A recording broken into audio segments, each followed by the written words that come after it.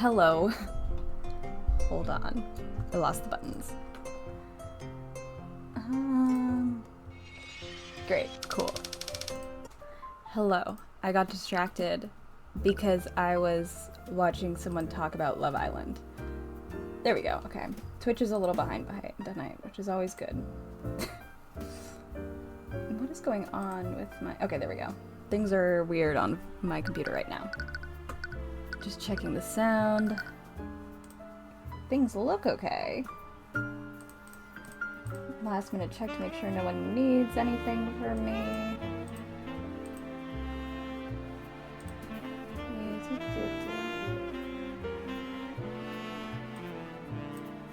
Oh boy. Okay, I think we're okay. Great. Okay. Bless you. Bless you. Bless you. Any more? No, thanks. You good? Yeah. Okay, cool. Well, I figured out why this episode's called Severed Ties, so great. I might lose unsaved progress. Okay, there's no continue. Great. Oh, let me see.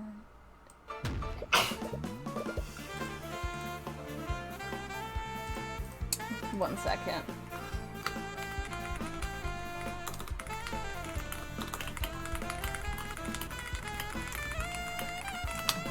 Okay, do we have a history? We do not have a history. This is all I got. This is all I got to work on. Okay. It's a little too loud for me. Sound mixer. I still don't have access to my buttons. I don't need the smooth jazz to be that loud. Okay.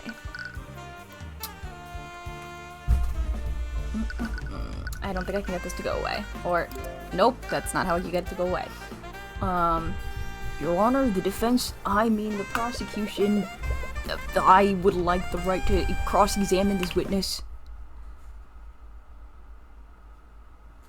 I think if her own employee starts prosecuting her client, that's illegal enough for a mistrial.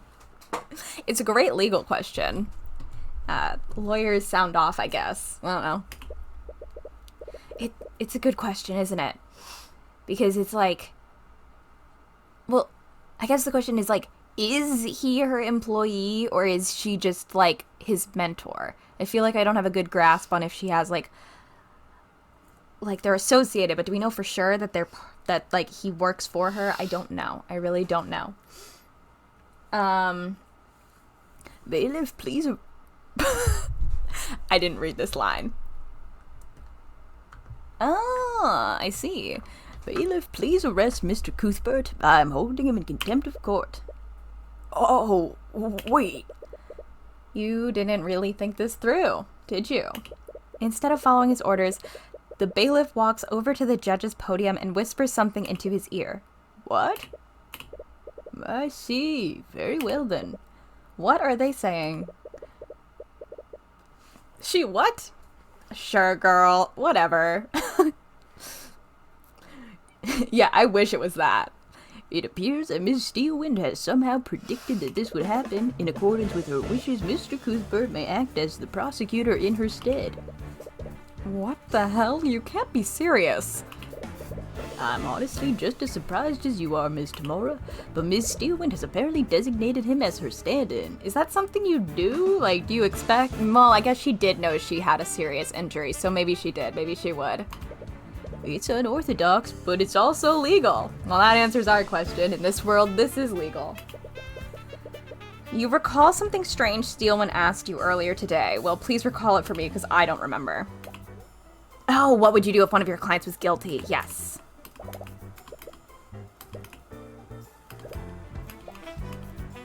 She was like, I'm bleeding out, man. You're gonna have to do this one for me. Steelwind. Did she somehow know this would happen? Oh, right, we're on the other side now, so Celeste is got the wall on the other side of her. A little weird, honestly. Well, this isn't how I expected the trial to go. Shortly after you barged onto the prosecutor's table, Celeste awkwardly followed behind you. Curiously, she only did so after the bailiff didn't arrest you. Real ride or die here. Ugh. guess we're really doing this. What's wrong? This feels weird. We're on the other side of the courtroom. Hello, Green Beansy. Welcome, welcome. It would be really funny if she was still on Ruby's side. It would be very funny. I mean, this is where the prosecutor is supposed to stand. No, this feels way too jarring. Ruby, can we switch tables? What? Please ignore her. No, this is way too weird.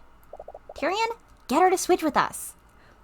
Girl, I think we should just be relieved that we're being allowed to do this and just let it be. Let it be. Stand on a different side of the room for once. Stand in someone else's shoes, girly. Celeste, for the love of... I genuinely do not care. Cuthbert can have this side if he wants it so badly. Girl.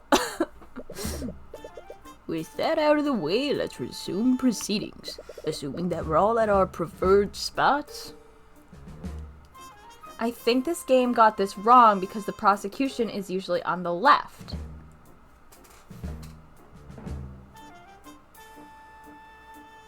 I'm doing like a little like mental like diagram of the courtroom in my head.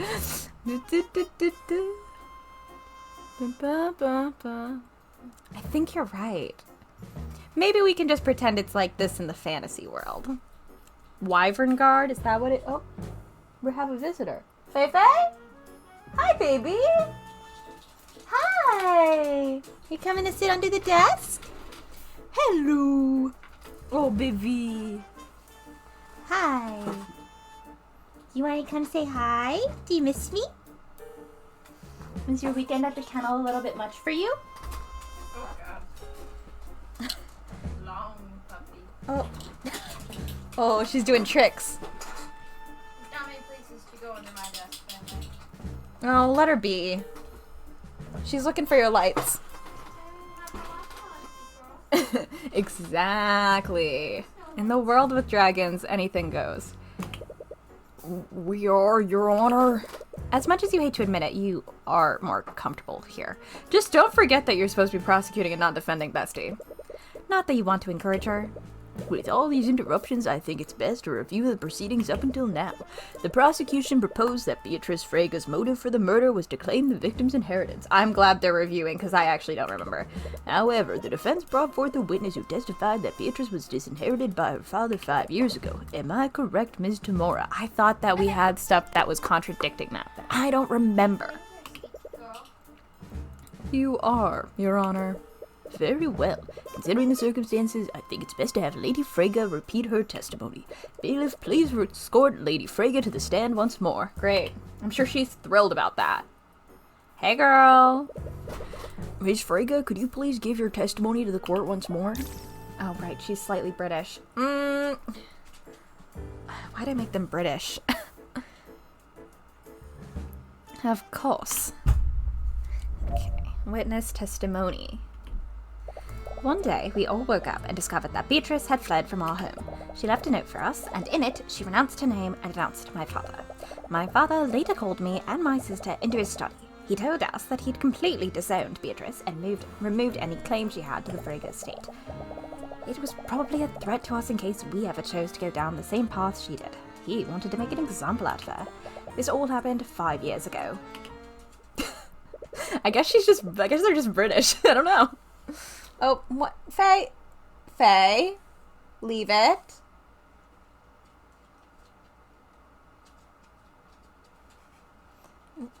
You okay, girl? You confused? Okay.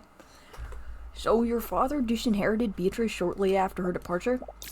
Yes, he did. As such, Beatrice would have no motive to murder her father. Any inheritance she could have received would have been long gone by the night of the murder. Is that really true, though? I can't remember. Because Leify said something that I do not remember. Okay, we all just... She left a note for us.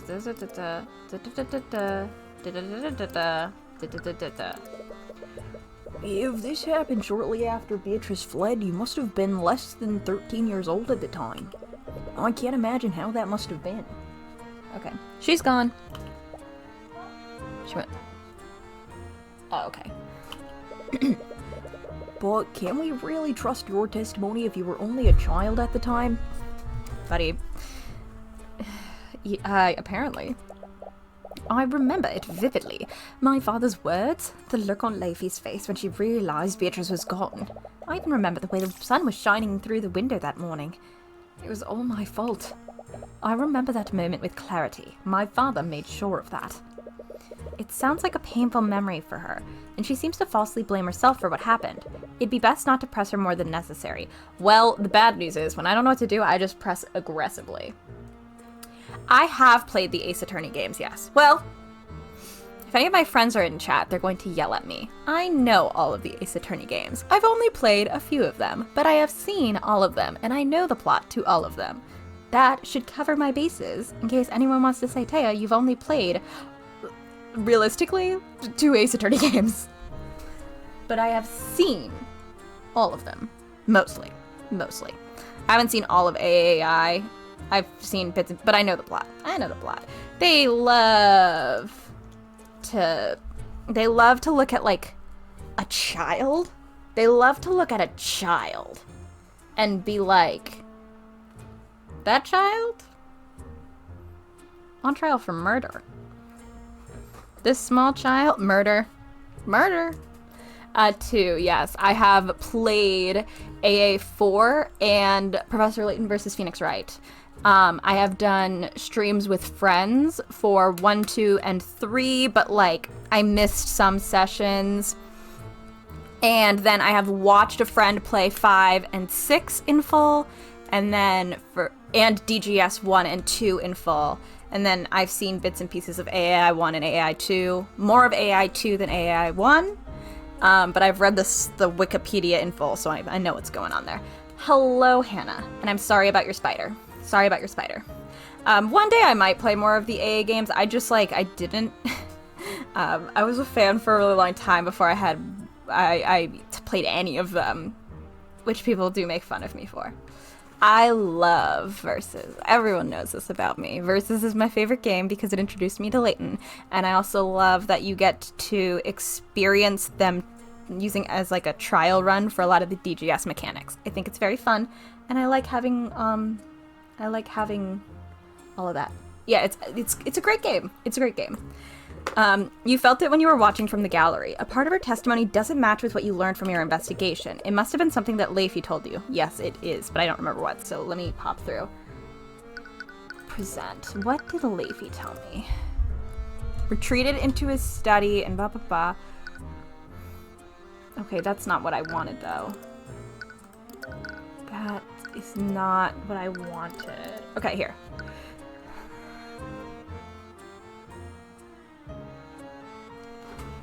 Okay, maybe... Let's just try it. Objection! Music stopped. Hell yes. Okay, Ms. Frega, it's clear that you're regretful of how your eldest sister was treated. That guilt must have eaten away at you for all these years. Cuthbert, I know you don't have a good history with the witness, but you shouldn't rub salt in her wounds. I was merely pointing out that the witness's personal connection to the defendant... Wait, I was merely pointing out the witness's personal connection to the defendant, Miss Tamora. Well, they're also sisters, so yes. She clearly regrets not standing up for her sister all those years ago. I feel like we're assuming things. I think somebody should object. So perhaps she's trying to make up for that. This is a lot of assuming. I don't think you should do this, buddy. By lying to protect her. Excuse me, I did nothing of the sort. Miss Frega, you testified that your father disinherited Beatrice 5 years ago. However, I have testimony from another witness who spoke with the victim on the night of the murder. After Beatrice's meeting with... No, we're still prosecution, Hannah. Celeste just decided it was, too weird being on the prosecution side, and she made them switch. So... I do really, really I love the jury system. I love the jury system. I kind of hope that if they end up doing an A7, which I'm very not sure about, just, it's a monkey's paw situation. But if they did do it, I would love if they, like, brought back the Mason system or just mentioned it briefly just so we could have a jury system, because I think it's a really fun element that they've added, and I kind of, like, I kind of find myself missing it when playing the other games. So I would like a jury system back. Alright. Yeah, objection leading everyone. The summations do sometimes take a really, really long time. Yeah, the summations can get long. That is, like, I think DGS as a whole story is really good, but I do think it's very long. And I basically feel this for all Ace Attorney games. I'm always like, we could cut some of this. We could cut some of it down a little. We could cut a little. We could cut a little. Sometimes when we get to, like, our whatever the hell of a case, I'm like, we could have cut some of this. We don't need it. Chop it down, besties. After Beatrice's meeting with William Frege, he openly declared that he would be removing her from his will. He even entered a study to draft a new will to reflect that decision. So that raises the following question. Why would the victim need to declare that he was disinheriting the defendant? It doesn't make sense if he had already disinherited her 5 years ago. Is that so? Well, who did you hear this from? It's clear that they had no understanding of my father's estate. They had no understanding?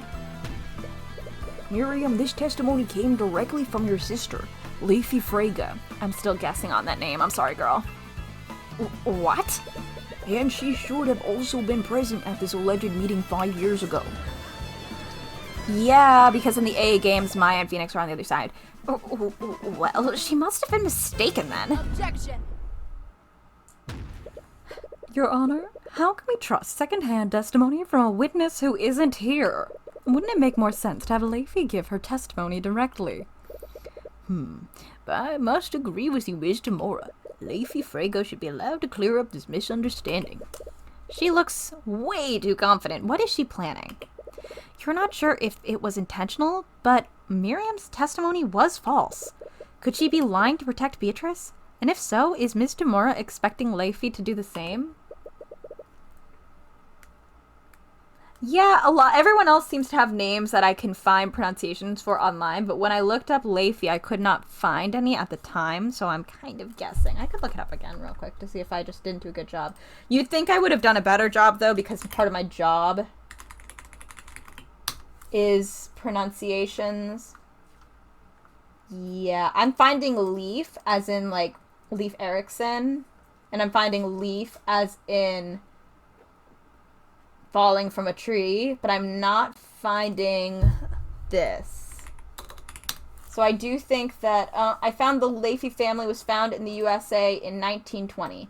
In 1920, there was one Leafy family living in California. This is 100% of all recorded Leafys in the United States. Oh, from the Steam community.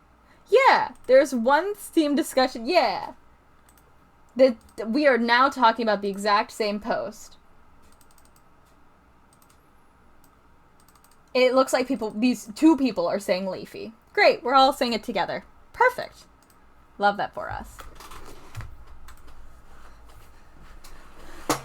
It drives me nuts that she looks nothing like her two sisters who are identical. And, like, I fully acknowledge that that happens sometimes, like, one sibling just looks completely different, but she has, like, no features that are the same as her sisters, and it is odd. And I don't know if it's an intentional character decision, like, that means something, or that just happened. Like, you know? Ms. Frege, when we spoke earlier, you mentioned that your father decided to disinherit Beatrice, and he decided this after their meeting on the night of the murder. Is that correct? She's the other Olsen twin. Ah! I was also wondering if maybe she's adopted and that's gonna come up, but I don't know. Yes, I did say that. You see, Leafy, Cuthbert doubts the testimony given by your younger sister. He seems to think that she has committed perjury. What? I wouldn't go so far as to say, Witness, lying under the oath is a serious crime. It would have harsh consequences, even for someone of your sister's status. No, she couldn't have. Wonderful. Are you saying you can corroborate your sister's testimony? Ms. Tamora, you can't just intimidate the witness. Say objection. Tyrion, use your objection. I have no idea what you're talking about, Cuthbert. I'm just telling the witness what may or may not happen, depending on what she does next. Literally, start objecting. The choice is ultimately hers.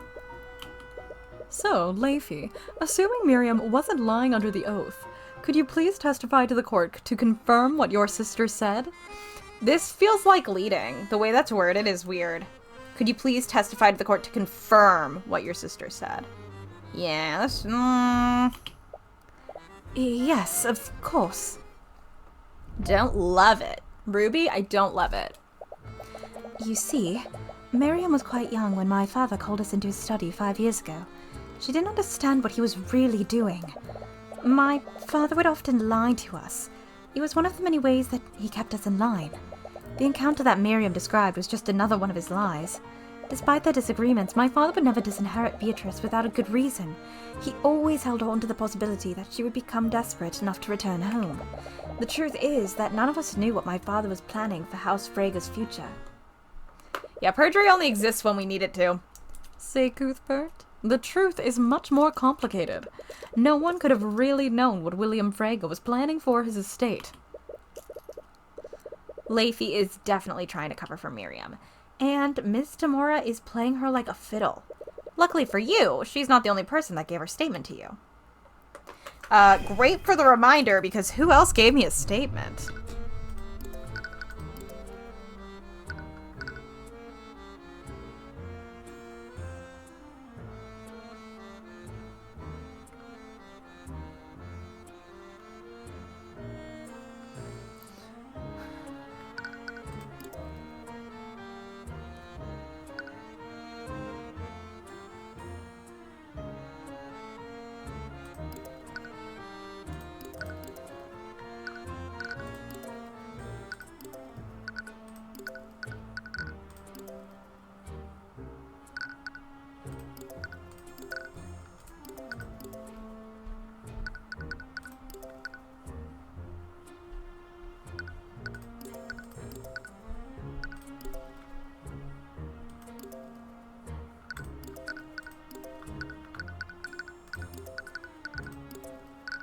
Sorry, I'm just like trying to remind myself of what's going on.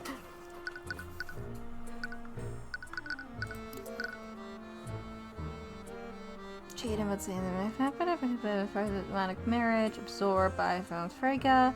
The vigor of the resistance to diplomatic marriage and installing for time.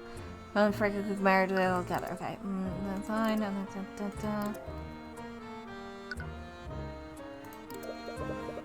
Even after she renounced her name and denounced him? My father was always more pragmatic than vengeful. I imagine that he expected her to fail on her own, and if she ever came back, she would be forced to rely on him. If he could make someone like Beatrice feel powerless, he could get the rest of us to fall in line. Looking back, I suppose that's all we ever were to him. Assets to be appraised and traded. You hear a bit of resentment in her voice. Oh, wait, you do know. Oh, wait, that's what... Objection! LOL. Got it, we got there. Miss Frega, did you really have no idea about House Frega's future? No, I didn't. My father made sure of that.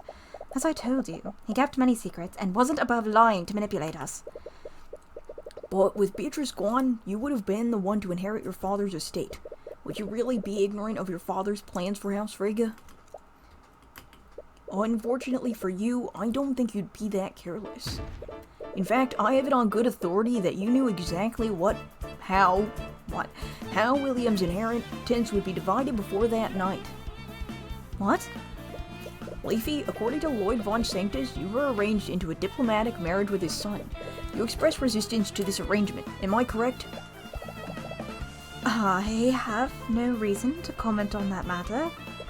Cuthbert, the witness's personal matters are hardly any of our business. Yes, I must ask that you keep this discussion relevant to the case. Your Honor, Leafy's resistance to this marriage is exactly how I know that her testimony is false. She was extremely averse to this marriage, and because of that, she made sure to know every detail about how it would affect her and her house, and that includes how House Frege would be inherited by her future husband. So that raises the question, Leafy. If you already knew the intricate details of this marriage, why would your father tell you that he was disinheriting your sister?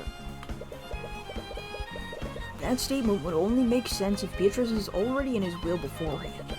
That would render Miriam's testimony false and constitute a motive for the defendant. Objection! Yep. You present a decent argument, Cuthbert, but your claims rely on one assumption. And what assumption would that be, Ms. Demora? Even if he was lying, the victim declared that he was revoking Beatrice's inheritance. She must have already been named in the will previously. Otherwise, there would have been no need for him to say that. It wouldn't make any sense otherwise. And that's where your assumption is. You're assuming that William Frege was acting logically. I think we're all doing a lot of assuming, and I think that someone should tell them to knock it off. What are you talking about? It's clear that William Frege was extremely controlling of his daughters.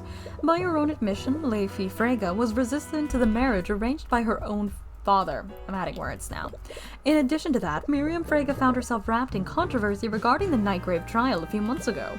And finally, to make matters worse, Beatrice Frege, the prodigy child, finally returned and made a public appearance during the Lord's Ball. What are you trying to insinuate?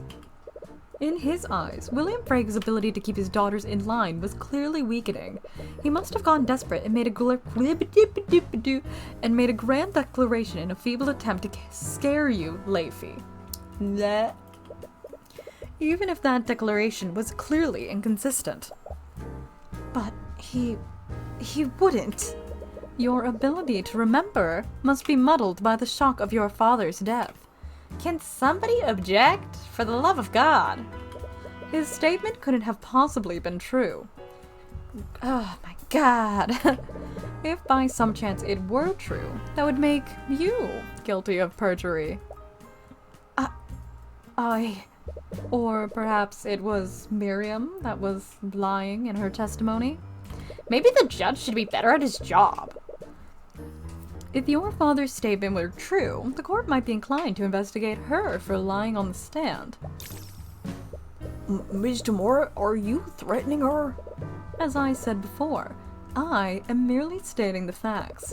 The witness is free to act as she sees fit. I'm just asking her to consider the potential consequences of what she says next. What do I do? Damn it! She's pressuring Leify to side with her, so maybe you should object. I'm sure there's an objection that you can have. There's gotta be one, right? Like, is this intimidation? Like, this is something. This can't be legal. I guess we're in Dragon World, but, you know. She's clearly conflicted, though. Isn't there anything you can do? You feel a sense of clarity when you look at her. Is the Eye of Horus reacting to her stress? You wonder. I'm sorry, I need time to think. Please don't stare at me like that, Mr. Cuthbert. Wait a minute. No, wait! It's too late. Naught can remain concealed. Empowered Eye. You did it. You activated the Empowered Eye instead of being like, hey, Judge. I think that she's intimidating the witness. I activated my magic eye power. Yeah, we activated our eye, Mom. Sorry about that. We're gonna touch into the demon or divine or whatever this is. There has to be something in her mind you can use. The state of her father's inheritance is the backbone of your case. Is there anything in her mind that can definitively prove that was what was on his will? Project, and let's start. As much as I hate to admit it, this trial is the perfect opportunity to back out of the arranged marriage. Von Sanctus's holdings are weakening by the day. I doubt I'll be able to put up much resistance. And once Beatrice inherits the estate, we might be able to rebuild our family. She's assuming that Beatrice will inherit House Frege. That confidence must mean that she's certain of what was in William's will. But how do you prove that? Okay. Oh, did I just do that one? God damn it. I wasn't sure which one I did. I need to make sure that I tell the truth without harming Miriam or Beatrice. Beatrice couldn't possibly have done this, and I'm sure Miriam also has her reasons. They couldn't rely on me back then, but now they can. You didn't get any leads from that. Great.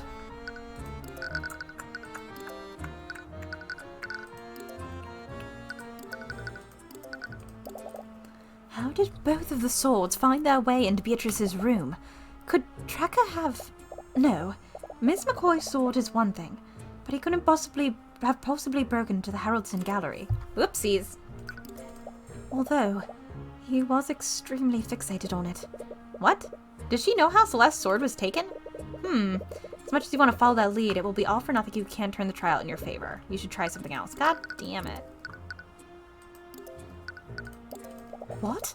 Why am I thinking about this? I'm sure this happens in like the blink of an eye. It's very funny to imagine that Cuthbert is just like staring her down Apollo style with his eyes bulging out of his head for like 5 minutes as everyone just watches in silence and is like, should we go back to the trial? Should we do something? That didn't evoke any useful thoughts from her. Great.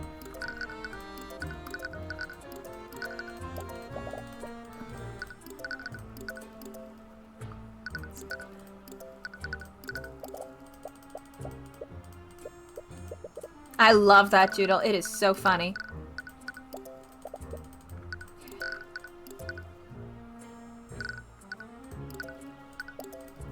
Beatrice, after all these years, you've finally returned. I can't believe this is how things have ended up. If only I was as strong as you, I'd be able to endure this. We didn't get any leads. Great.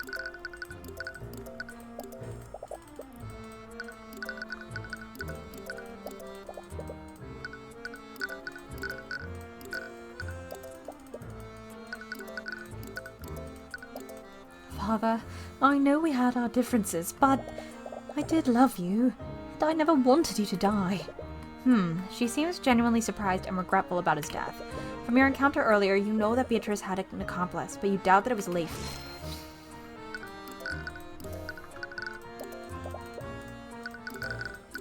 Sorry, I'm trying to figure out what I haven't selected.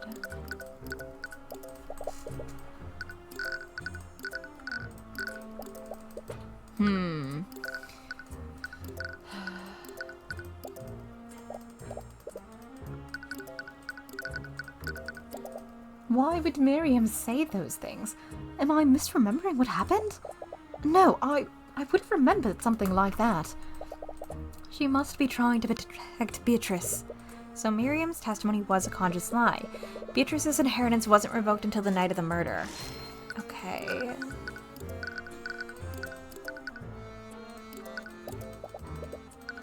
Can we present the monkey? Do you think the monkey knows anything? No. We only need one more thing is the thing.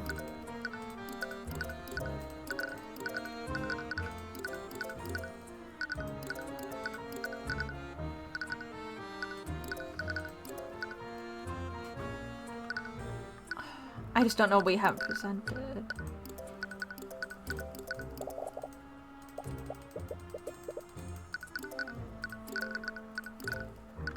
Why isn't your brother on here, buddy?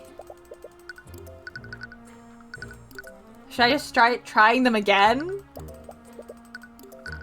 Let's just try them from the bottom. This isn't the best way to do it, but...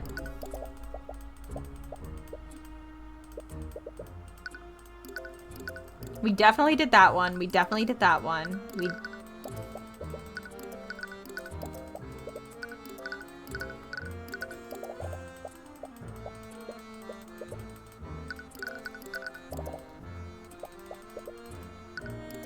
I don't like doing it like this, but I'm not very good at this part.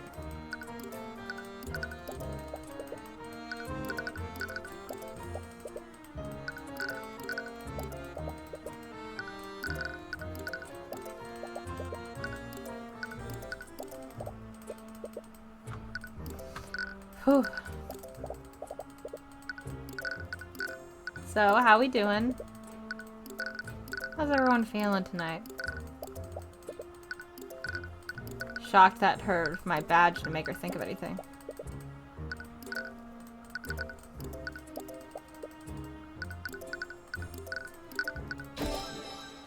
Oh! This man, I thought he asked to hide him to protect Beatrice. Is he betraying us? Or is Beatrice actually... No, she can't be. I refuse to believe that she'd do something like this. You didn't get any leads from that. You should try something else, girl. What are you thinking of her? Ruby Tamora. I've heard stories about her.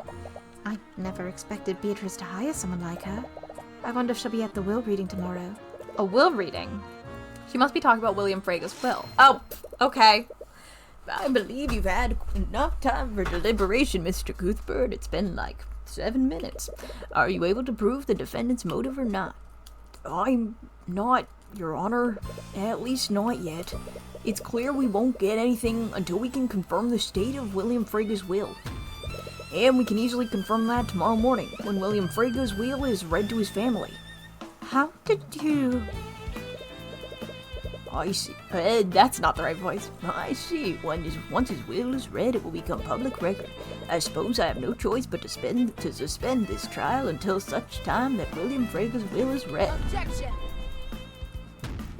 This is ludicrous. This case against my client is completely ridiculous. We've spent the entire court proceedings arguing if her motive even exists. The prosecution has very little evidence that physically implicates my client. Miss Tamora, you clearly don't believe that the defendant had anything to do with the murder. Of course I don't. She's completely innocent. Well, if your client didn't murder the victim, then who did? Not her job. You sneaky little... Not my job. Your Honor, with no other suspects, are you in a position to pass a verdict? No, I am not. Mr. Cuthbert is correct. This court does not have enough information to pass a verdict. Until the Inquisition has had time to investigate these new developments, I will be suspending today's trial. We will resume this trial tomorrow afternoon. Court is adjourned. Let's hope Arya is not dead in a ditch.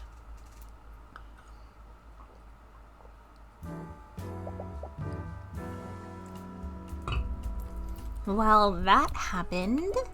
Sorry, I kind of acted out without thinking. But out of everything that happened today, I can't believe that Steelwind somehow knew you would do that. Right. That is strange. Did she seriously predict what I'd do off of that one conversation? Considering how things turned out, you suppose she was right on the mark. But that was still a big leap of faith. Anyways, we have some time to ourselves. I'd very much like to catch up on some sleep. Yeah, today's been exhausting. For a lot of reasons. And your work has only started. You still have no idea who Beatrice's accomplice was. The will reading is just an opportunity to stall for time. So the question remains, who really murdered William Frega? Why am I getting messages? One sec.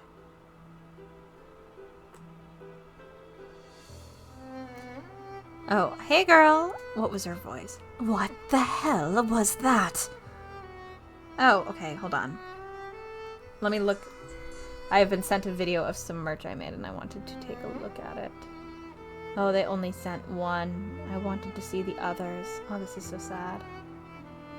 That's fine though. I think it looks good.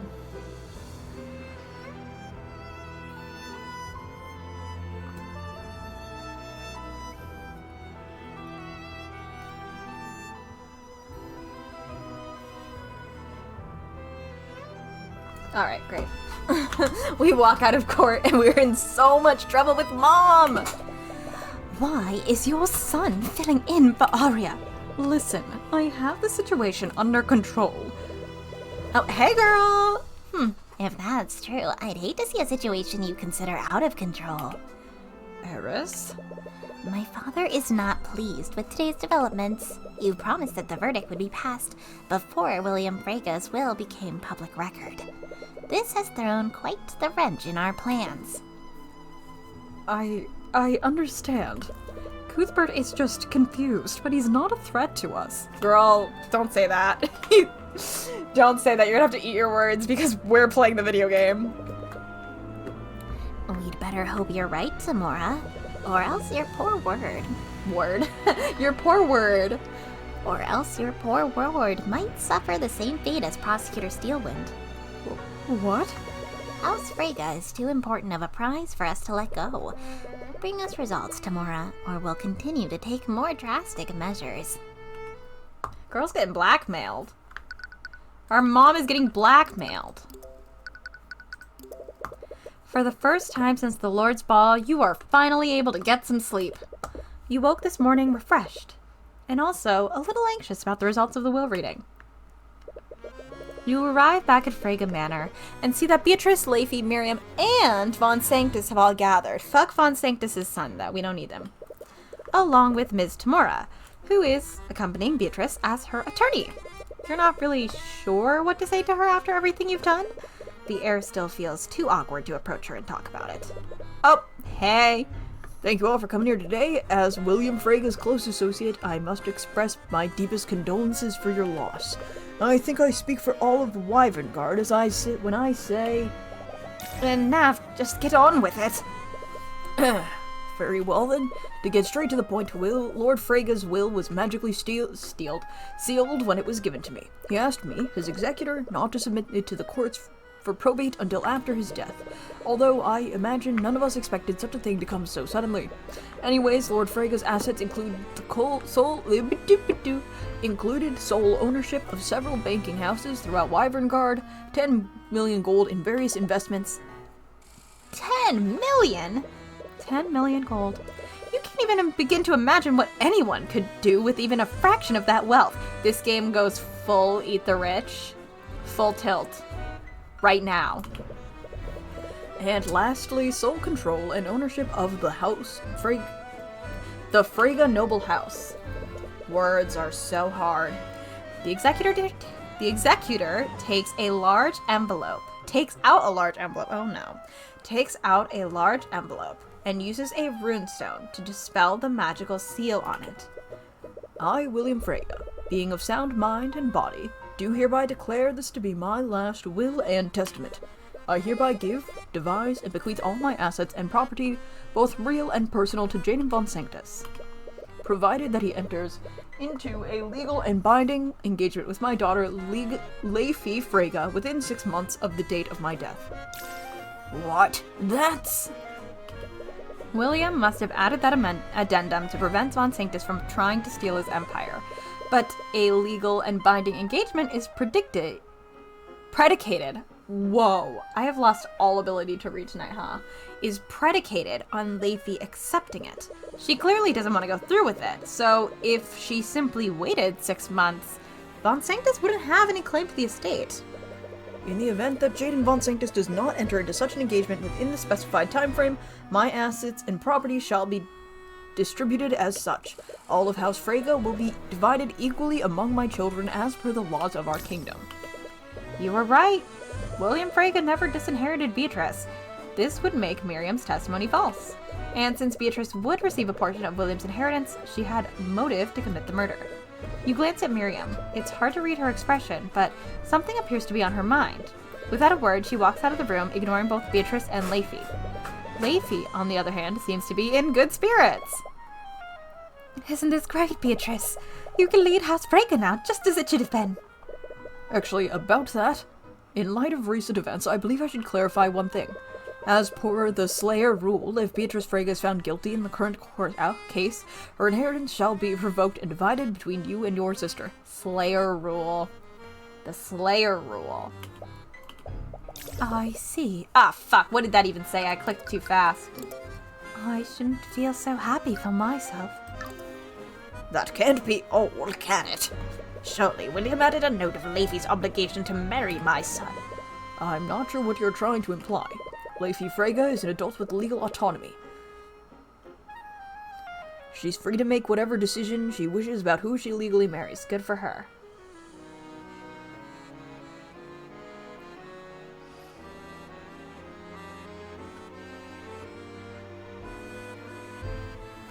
Sorry, I'm looking at charms that I'm being sent images of.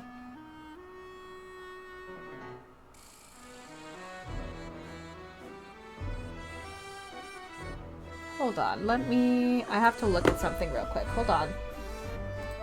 I need to check the clasp situation on something. Clasps. Special acrylic.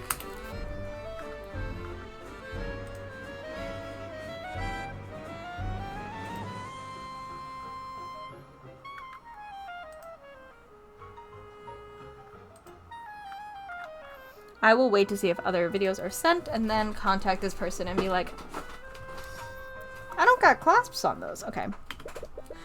Now, if you'll excuse me. And he vanishes like a ghost.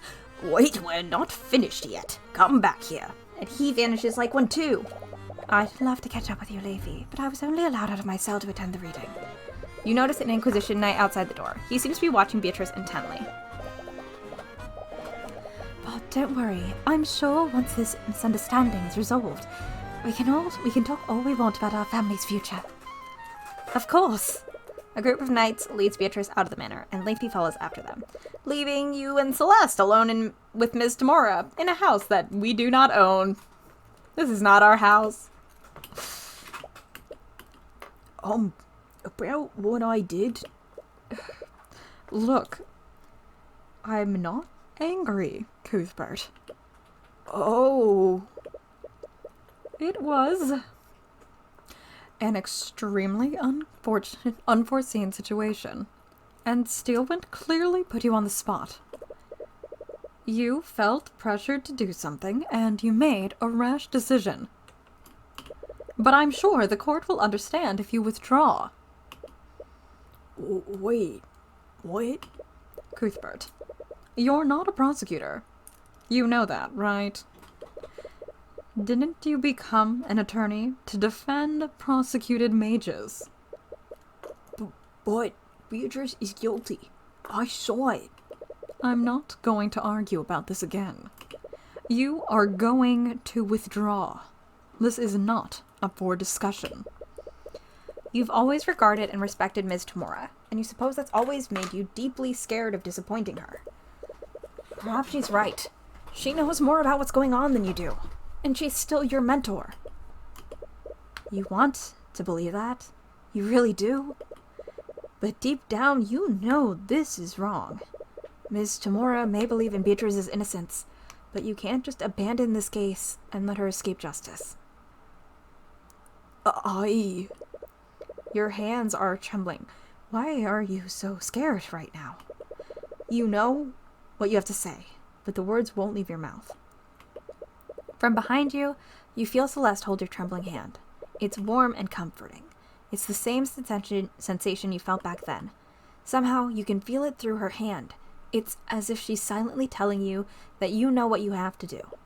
Your anxiety fades and you take a deep breath. I'm not going to do that, Ms. Tamora. What? You said it yourself. Our court system needs a defense attorney and a prosecutor of equal power to keep things fair.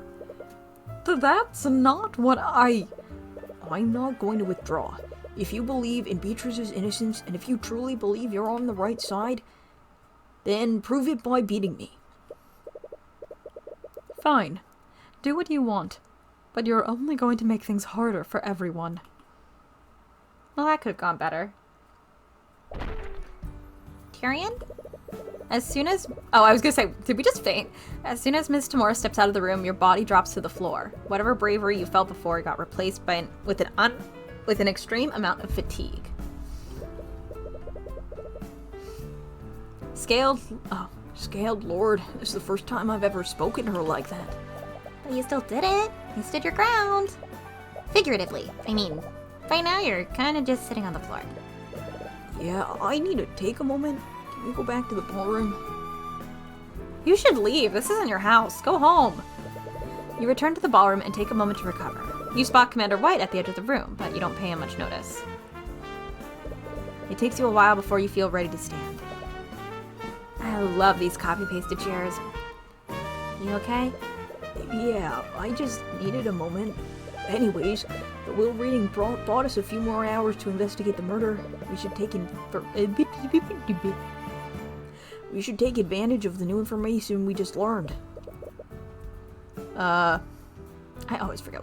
So, where should we start first? Right.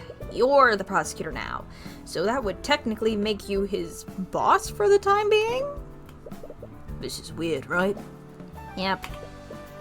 Awkwardness aside, I've never really led a task force before. What would Steelwind normally do in this situation? Well, she'd normally have us investigate areas of interest. Right. The context of the investigation tends to change after each round of court proceedings.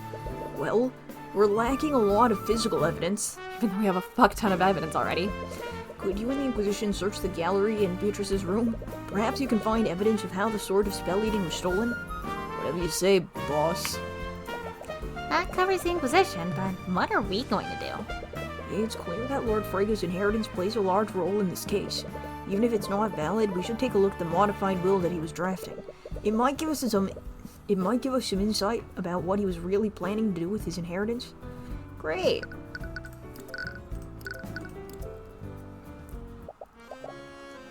Come on, where is it? As you enter William Frega's study, you spot a figure rummaging through the drawers in his desk. Why isn't it here? Where else would he put it? Miriam? What? As soon as she notices you, Miriam quickly closes the drawers and walks toward you. But you already saw what she was doing. She was definitely looking for something. This is a crime scene? What are you doing here, Miriam? As if it's any of your business. Considering that I'm the prosecutor, it's very much my business. You give a side glance to the knight stationed outside the room. They should have stopped her from entering, but perhaps she used her status to intimidate them into letting her through. However, this could be a blessing in disguise. She was clearly looking for something in this room, and you have a feeling you know what it is. You appear to be looking for something, Miriam. What could be so important that you disturb an active crime scene? It's none of your concern. I'm merely trying to find something that belongs to me. Really? Because I have a feeling that we might be looking for the same thing. You're looking for the will your father was drafting, weren't you? That's... Were you trying to destroy it before we could get to it? No, of course not. I just need to see it for myself. Did she really do this? Oh, is she also suspicious of Beatrice? Yeah, the guards are like, okay. Why are you so determined to see the drafted will, Miss Frega? I just wanted to see what my father's final wishes were. But your father already had a will filed previously. Wouldn't that be enough? You also suspect something, don't you? Of course not. Beatrice would never do something like this. Miss Frega, I never even mentioned Beatrice. I know how things may look, but please understand, I'm just trying to get to the truth. I don't think your sister did this, but she may have been involved. She may have worked with someone else to orchestrate her father's death. Unlike Leify, she didn't immediately deny it. This means that she already had her own suspicions. Where is the will, Miriam? I need to see it. I don't know. I haven't been able to find it. You recall that she was frantically searching William's desk earlier. She's probably telling the truth. It should have been here, but I can't find it. He locked the door when he began drafting it. In addition to that, the Inquisition closed off the area after the body was discovered. That means someone took it during the lockdown. 1 second.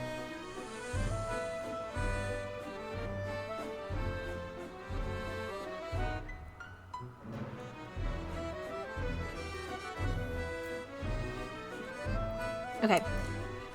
Modified will. It was probably stolen by whoever murdered him, right?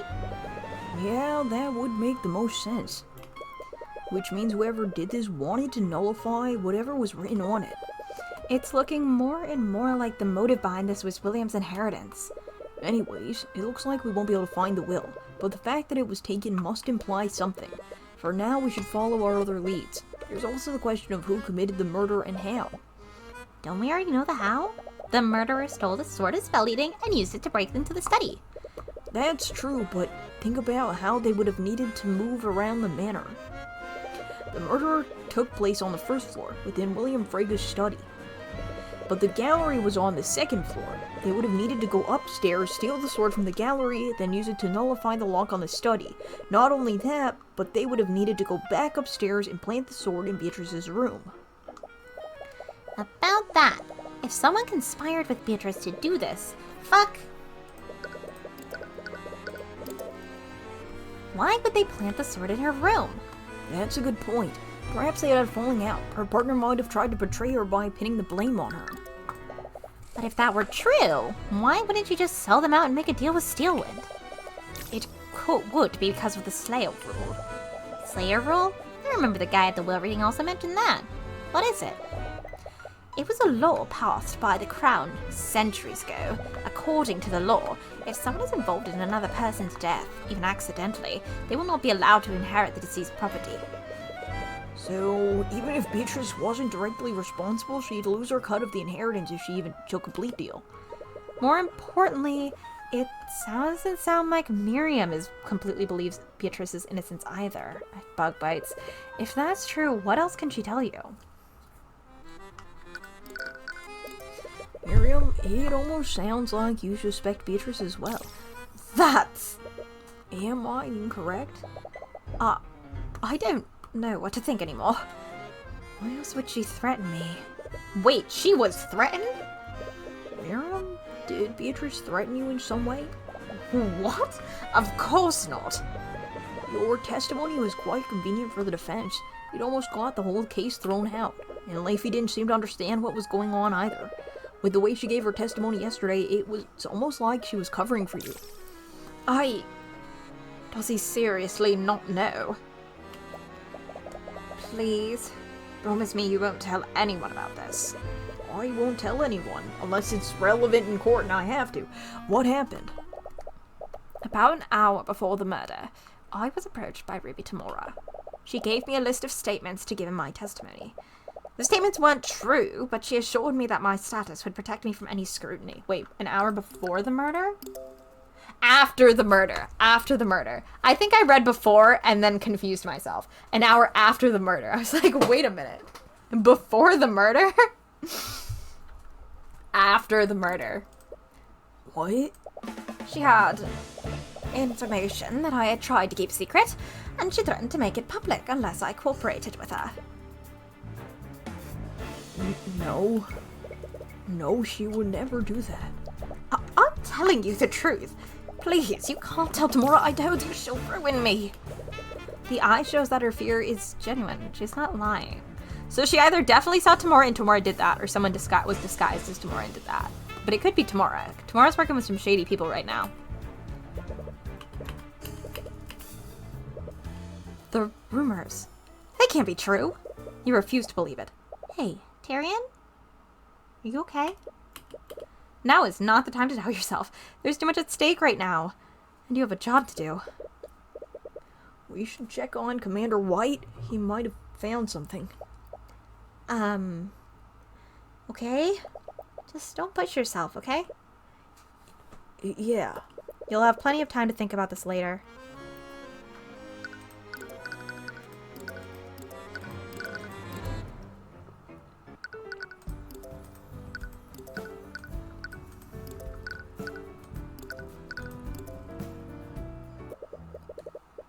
I wasn't sure where to go. Sorry about that. And I needed a drink. You enter Beatrice's bedroom and see the Inquisition combing through it. It looks like their search is focused under her bed. Oh, hey kid. Commander, we're still doing a deep search of the room, but we're not done yet. You should probably come back later. Great. As you move around the manor, you peek into the sitting room to see if Von Sanctus is still there. You don't... What in the anime fighting game? Who the hell are you? Fucking McDonald's bangs? What the hell? Also, really funny that he has the eye patch there, because usually a scar over an eye like that would indicate that one needs an eye patch, but this guy is just not doing killer with the eyes, it seems. Alright. You don't see him there, but you spot another individual. He's calmly reading some sort of book, but you can feel a menacing aura emanating from him and his giant Fuck off. Axe? Is this an axe? I think it's technically an axe.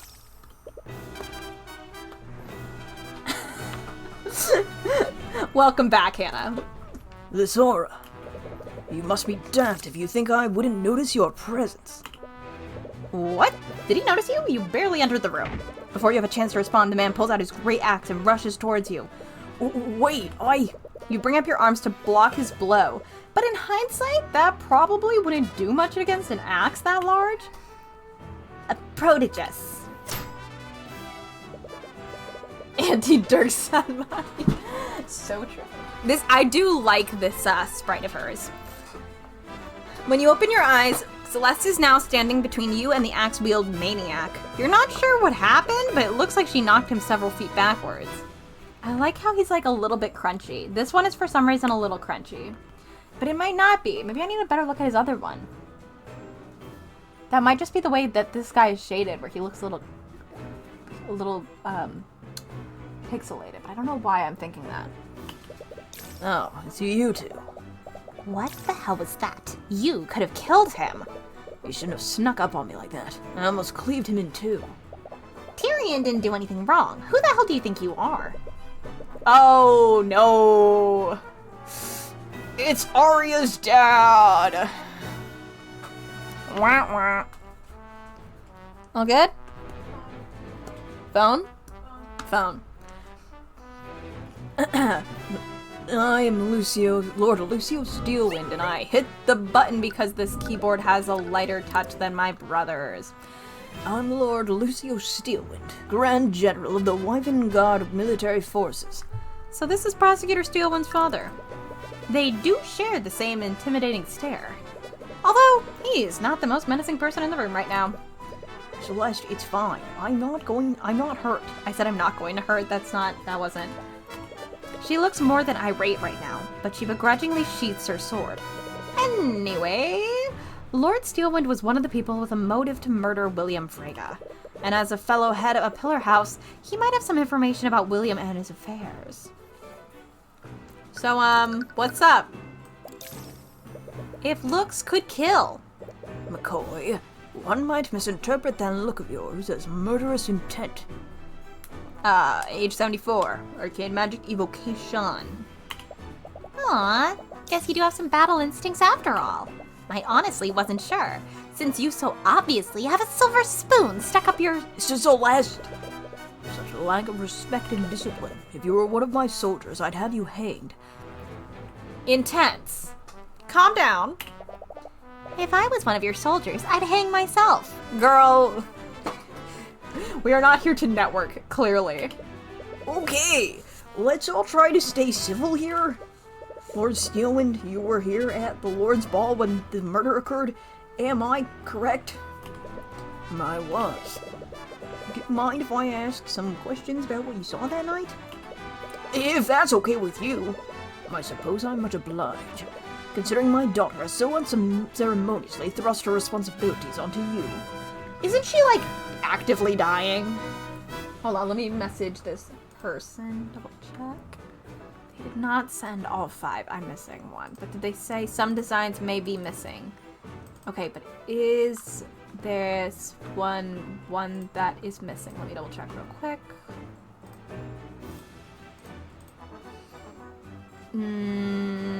This one hasn't been updated yet, so I'll check it in a little bit. Hey, Ninja!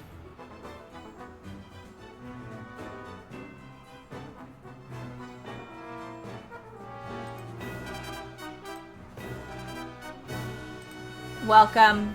So much is up. We're talking to Arya's dad right now, and him and Celeste are not getting along. I'm sorry about what happened to your daughter. I'm sure you're very worried. It's her own fault for exerting herself despite her injuries. Hannah! Yes, this is Arya's dad. How dare you? We are having a moment where he's like, I would kill you, and Celeste is like, I would kill myself. It's like, okay. Ooh, pizza, hell yeah. Even the bravest warrior knows when to stay off the battlefield. How can you say that? Your daughter was trying to do the right thing. And I have a little, like, toxic Yuri thing going on with her, so extra rude. By prosecuting the heiress of House Frege. Hannah, watch yourself. Better watch out. This guy probably sucks. He's probably a shit dude, so be careful. She had very little evidence to substantiate a conviction. If she wanted to strike a blow on a rival house, she should have been certain that her enemy would fall. But now, if Beatrice Frege is found innocent, any hope of an alliance between House Frege and House Steelwind will be completely annihilated. It's clear that him and the prosecutor have vastly different priorities. The night of the murder. Where were you throughout the night, Lord Steelwind? I so loathe gatherings like that. They're a complete waste of time. Well, I was in the room, but then I received word that Lord Frege's lost heiress had made an unexpected appearance. She was supposedly speaking with the Crown Prince, so I made my way to the ballroom. Did you speak with them at any point? No, I kept my distance and stayed near the King's Guard. I needed to make sure she wouldn't try anything. Was this because you were wary of Beatrice Frege? Yes, I was. The Crown Prince has always been a bleeding heart, and the Freges are trained to sharpen their tongue from birth. I needed to make sure that she wouldn't try to interfere with his engagement. You were worried that she was going to try to take Aster back. I was, but it was clear that wasn't her intention. But you did overhear their conversation? What were they talking about? Their conversation was completely inane. It was all just small talk. Lady Frege spent most of her time playing with Prince Alaric. Right. Aster's younger brother was there too. You know that Beatrice had some role in the murder, even if she wasn't directly responsible. Oh right, we thought that maybe she was the one with the wolf familiar. Did she have some unknown goal by speaking with Aster and his brother? You went to the ballroom when you heard that Beatrice had returned. Was this before or after the lockdown? It was before the lockdown. That sounds about right. This means that she was accounted for before the theft was reported. And did you see her leave at any point? No, she spoke with the two princes for quite a while. She didn't leave their side until she was arrested for Lord Frege's murder. What? That means she was accounted for the entire night. But her thoughts said she was an accomplice in William's death. Was she there to distract the Kingsguard? Thank you for answering our questions, Lord Steelwind. I'm merely repaying my daughter's debt to you. He was surprisingly cooperative, aside from the time when he told Celeste that he would hang her. But that doesn't lift any suspicion off of him just yet. You'll need to find more evidence if you want to know for sure. Anyways, we should probably move somewhere else. Let's go, Celeste. McCoy. What? Your spellcasting is undisciplined, but your battle stance and reflexes are commendable. You have my respect as a warrior, despite the fact that earlier in this conversation I did say I would hang you. As if that means anything coming from you. If I were your soldier, I would still kill myself. What an undisciplined and defiant brat. Great, it's going well. Oh, fuck. God damn it.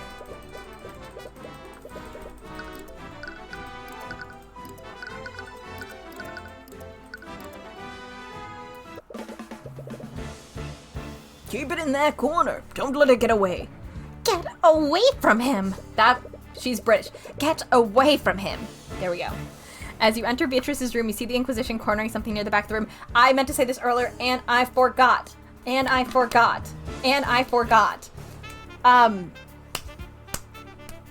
When we were in the courtroom, I thought that it was actually possible that the wolf was Leify's. And I forgot to say it out loud. Also, Sarah, I was also thinking that that was a conversation a character might have with their long-lost child. However, I do think she looks a lot more like the princes than Lucio. But it definitely did seem like something that you would have with your long-lost child. So I also think it's a possibility. I just think, like, physically looking, it's less likely. But it is on my mental murder board. I am considering an affair. I am. She is the illegitimate child of 2 houses. That would be why they dropped her off. Although that does make all of our Arya and Celeste jokes really awkward, so I would like to, if this is the case, apologize now. Our bad. It's a spoiler. So, our bad. If that happened, our bad. As you enter Beatrice's room, you see the Inquisition, so we read this already. It's some sort of animal! Yeah, blanket statement. Sorry. A wolf, to be exact. Wait, is that? You recall spotting the same wolf on the night of the Lord's Ball. Has it been in the house since the murder? Intruders must protect Queen. Wait, you can speak wolf. Tyrion, oh my god, you can read wolf thoughts? Yeah, exactly, Ninja. What? Did you just read his thoughts? Is this a werewolf? Werewolf. Okay. It could still be a familiar, but I did ask if it was a werewolf earlier when we first saw it. I think it would be great if we suddenly had werewolves. Protect territory from enemies. Much more likely that it is a familiar. Would be really funny if it's a werewolf. He must see the Inquisition as intruders on his territory. But does that mean he sees this room as his home?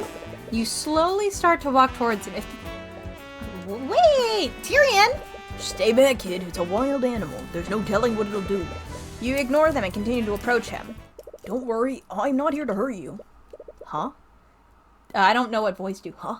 This human, he can speak language of dog? Wait, you can understand me? Why are you talking to it? You're speaking plain dog. Of course Tracker understand. What's going on here? Is the Eye of Horus allowing you to speak with him? You've never really tried it before, but perhaps your powers aren't limited to humans? Anyways, this could be a good opportunity. Is this gonna hold up in court? I know it's a magic world, but we're not supposed to be a known magic user, so will this hold up in court? That is the question.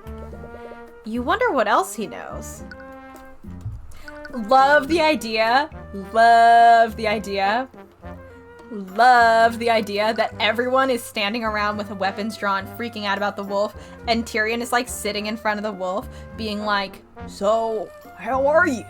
Are you hungry? How about you tell me about the murder?" Tracker, is that your name? How did you... Yes, Tracker is Tracker. That's the name Queen Gib to me. Gib? Tracker. Occupation, dog. Wait. I would like a screenshot of this.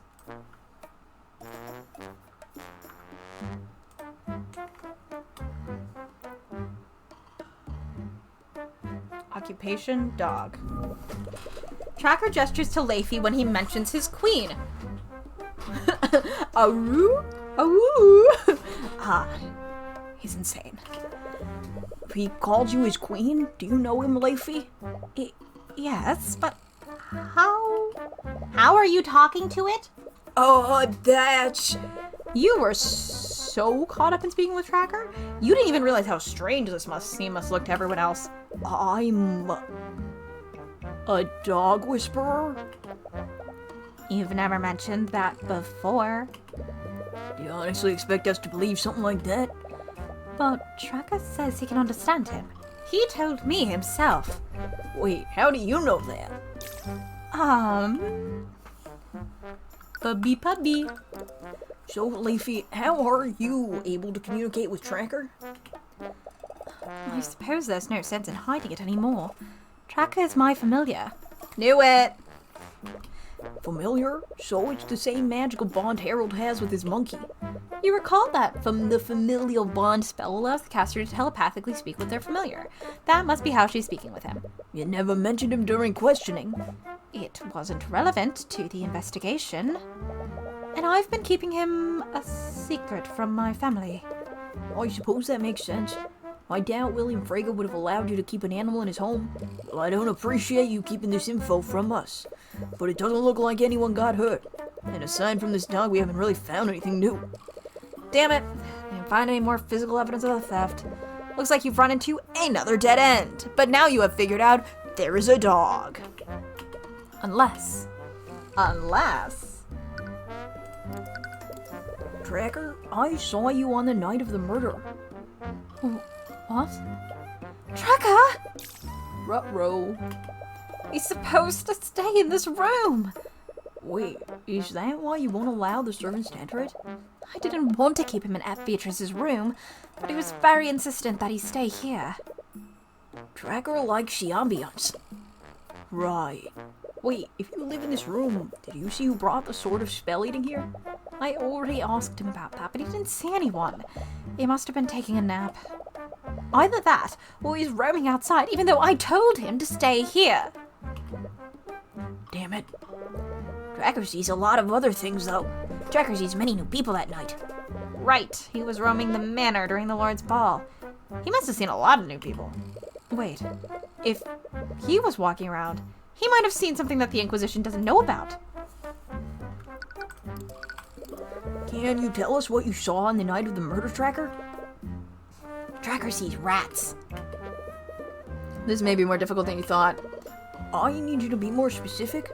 Can you go in order? Tell me about everyone you saw that night? Okay. Tracker was taking a nap in a room, but Tracker woke up from loud noise sounds outside. Tracker hears small things running in the walls. Running in the walls? Tracker called Queen, but she didn't answer, so Tracker decided to check sound alone. Tracker followed sound outside. That's when Tracker smelled a bad smell. Bad smell? That's when Tracker smelled flying rat. You smelled a flying rat? Do you mean like a pigeon? Tracker could smell where Rat was, so Tracker barked at him. Tracker must have scared Rat because he fell on the floor and dropped his stick.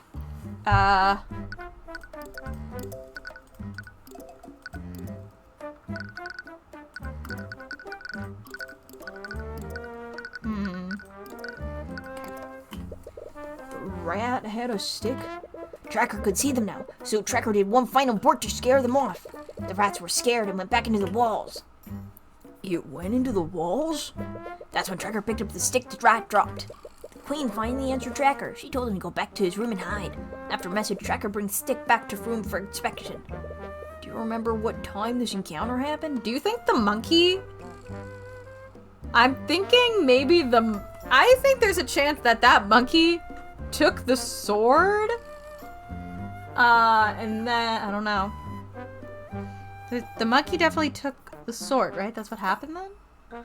So, well, congrats on the rats, Ninji. Do you remember what time this encounter happened? What is time? Right. An animal wouldn't really have a concept of that. Lies and wrong. Lies and wrong because my dog, Stanley, one of our dogs, Stanley, he knows when it's about time for dinner, and he knows when it's about time for his treat. He also knows the days of the week because he knows when it's Sunday and it's the day for him to do trash recycling and his walk. Or is that Saturday? He would know better than me, is the thing. So, animals, this concept of time that Tracker is talking about, no. Doggy wouldn't be able to say, oh, it was 8 o'clock. But animals do have some concept of time, my guy. What did he say, Tyrion? Did he see anything? Well, he definitely saw something. Okay, let's try to take a moment to work through this. Tracker is an animal, and despite being able to speak with him, his use of words is very primitive. So you should carefully examine each of his statements. The first thing he heard was small things running in the walls. What did Tracker hear when he woke up? You recall that someone else observed something similar that night. Tracker heard rats running in the vents. He must have heard the rats that Jan reported. They weren't actually running in the walls, they were running in the vents. The next thing he did was call the Queen, but she didn't answer. Why didn't Leify answer Tracker's message? The Queen he's referring to is probably Leify, but Leify wasn't with him at the time. He must have called out to her telepathically. Tracker was ignored by Leify. No. Leify was distracted.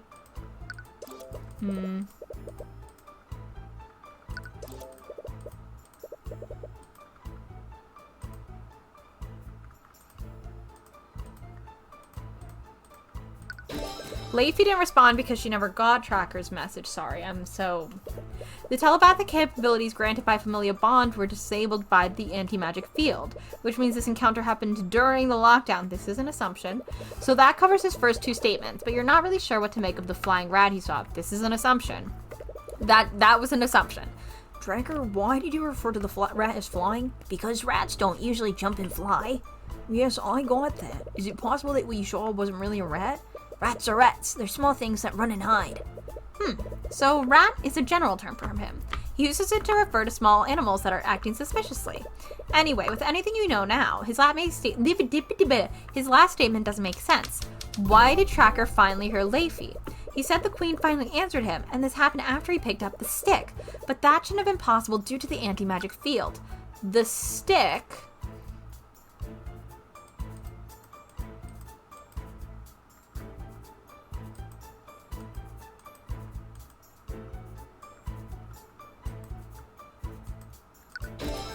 The stick that the Tracker obtained was actually the Sword of Spell Eating. Tracker, about that stick you found. Where did you put it after you came back to this room? Tracker hid stick in safe space under the bed. And the stick, did it look like the sword that my friend is carrying? What? Hey, your friend stole my other stick. Wait, your other stick? Yeah, Tracker found it when he was hiding from the Metal Man. Metal Man? Is he referring to the Kingsguard? He must have left the bedroom when they were searching for the Sword of Spell Eating. Wait, are you the one who stole Celeste's sword? Tracker? Did Tracker do a bad? It's as I suspected. Tracker was the one who brought the Sword of Spell Eating here. What? I have no idea how or why, but the Sword of Spell Eating was lying in a hallway somewhere. Tracker found it and brought it back to Beatrice's room. His room. That can't be. So the person who frightened Beatrice for the theft was... If it weren't for Tracker, the Inquisition would never have honed in on Beatrice at all. But why would the Sword of Spell Eating be lying in a random hallway? Leify, do you mind if I borrow Tracker for a bit? It's okay, Queen. You smell good. Tracker trusts him. Thanks, I guess. Okay, but only if you'll allow me to accompany you. You know about Miriam's position, but how does Leify feel about you prosecuting Beatrice? It's possible she might try to sabotage the investigation if you let her accompany you. But as Tracker's owner, you don't really have a choice. You nod to Leify, but you also send a subtle gesture to Celeste to keep an eye on her. She silently nods and slowly follows behind her. Alright, Tracker, can you take us to the hallway where you found these rats? Sure thing, King. It looks like you've received a promotion.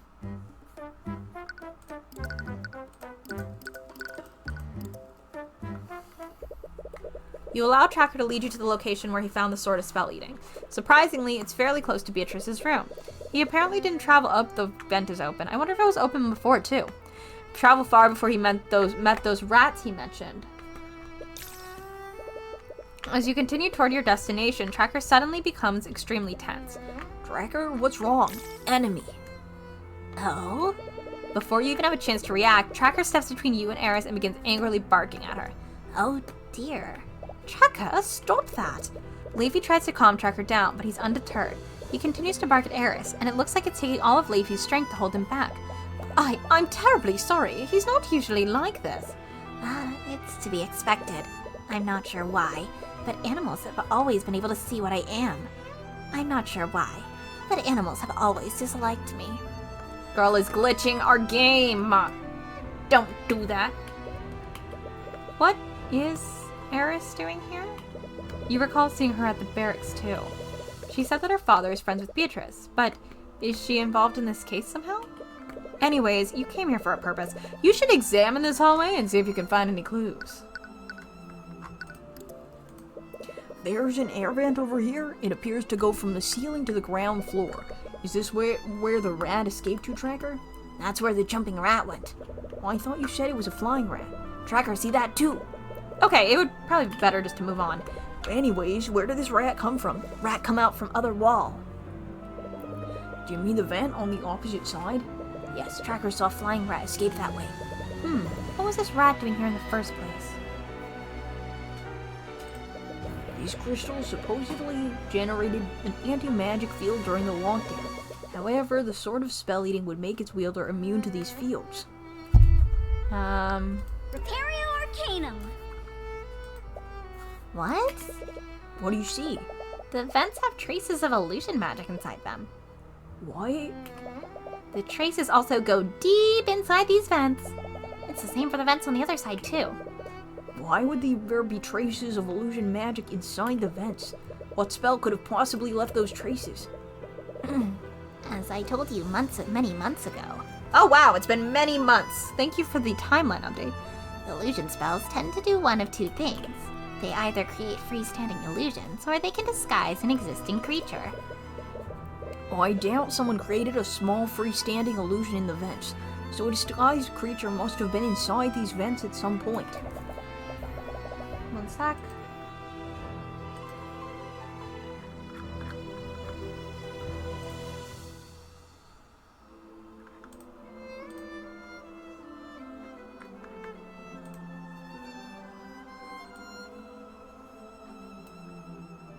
Okay.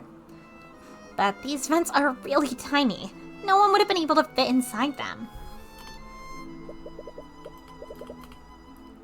But a rat would be able to fit in these vents. Well, yeah, I guess that'd be true. But that would mean that a rat had an illusion spell active on it at the time. Oh, this... okay. It's not only that. He said that the queen finally answered him. And this happened after he picked up a stick. But that shouldn't have been possible because of the anti-magic field. Tracker saw this rat during the walkout. So, it could have been the monkey illusioned as a rat using the either... Is it the wristbands? The armbands? Or the... yeah. Those also went missing. They would have been inside the anti-magic fields created by the lockdown. Yes, exactly, Sarah. Exactly. There can only be one way that rat could have an illusion spell active on it. Wait, you can't mean... Oh, wait. Just kidding. Bleh. That rat was holding the sword of spell eating. I'm really trying to get these armbands to make sense, man. Your Honor, I would like to present this dog's testimony to the court, please. The dog's testimony to the court. Ah, fuck. Hold on one sec. I need to do something before I go to bed. I have a package to pack. This is due tomorrow. Night for gore.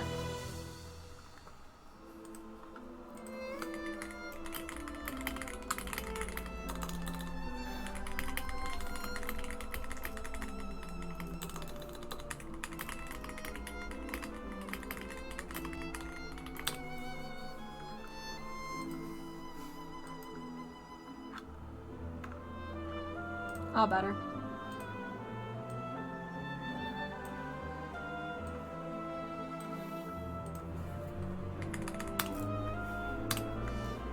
Yeah, we have to let the dog testify, Your Honor. We have to. What? But how is that possible? A rat wouldn't have the strength or hands to carry the sword. Tracker's vocabulary is primitive and limited. He uses the word rat to describe small creatures that hide and act suspiciously. But even if it wasn't an actual rat, it still couldn't have been a human, right? You're right, it would have had to been a small animal. A small animal with the strength and dexterity to traverse a small air vent while holding a sword? Eugene! No. Are you serious? We know that Harold had a motive to kill William Frege. He was planning to defund the Haraldson Hall of History. They had an argument that night, and that's when William Frege decided that he was going to defund Herald museums.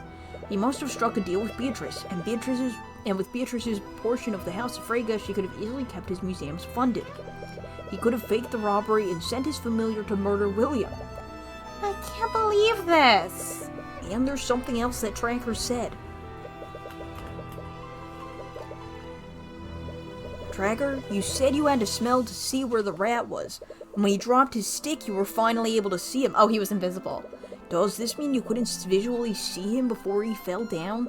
Yeah, Tracker couldn't see the rat with his eyes, so Tracker used his nose to see it. The monkey was invisible? No one would have noticed a small, invisible animal. In addition to that, he moves through the air vents. Eugene would have been nearly undetectable that night. Beatrice is a master of illusion magic, so it's possible she cast invisibility on Eugene. 1 hour. Oh, she kept clapping her hands. She did keep clapping her hands. Alright. And then there's the possibility, and then there's the position of this air vent. We're currently in the hallway, in the hallway just north of Beatrice's room, and this air vent connects to the ground floor. If we align the two floor maps together, this vent must lead to the storage room.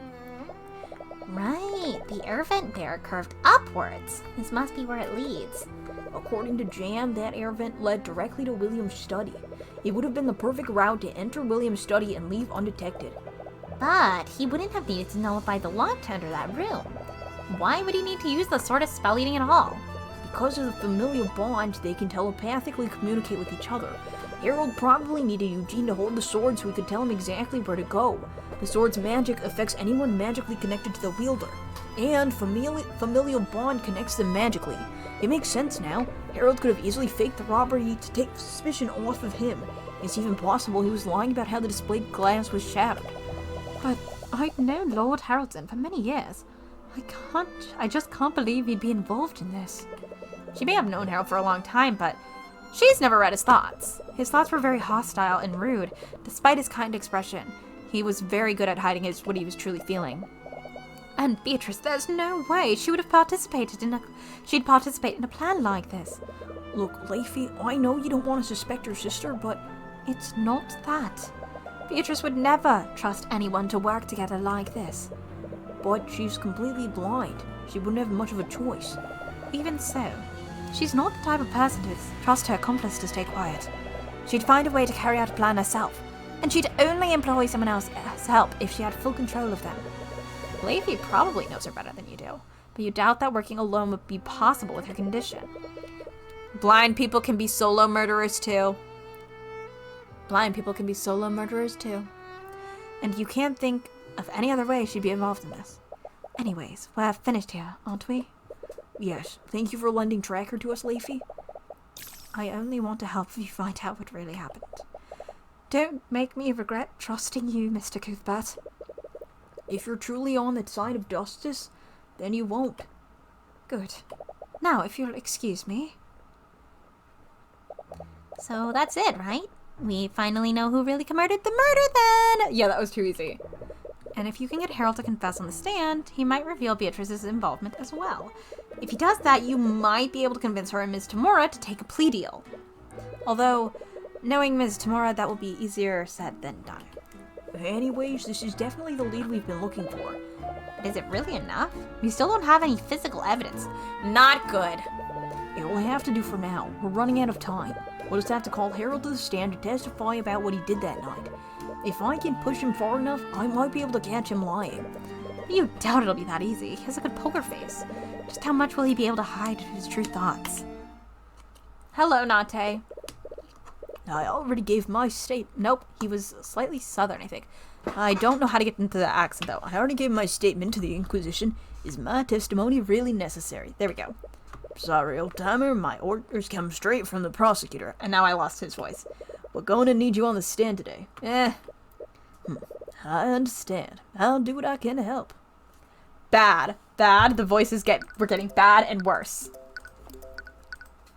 It's all gone to shit. It's all gone to shit, fuck.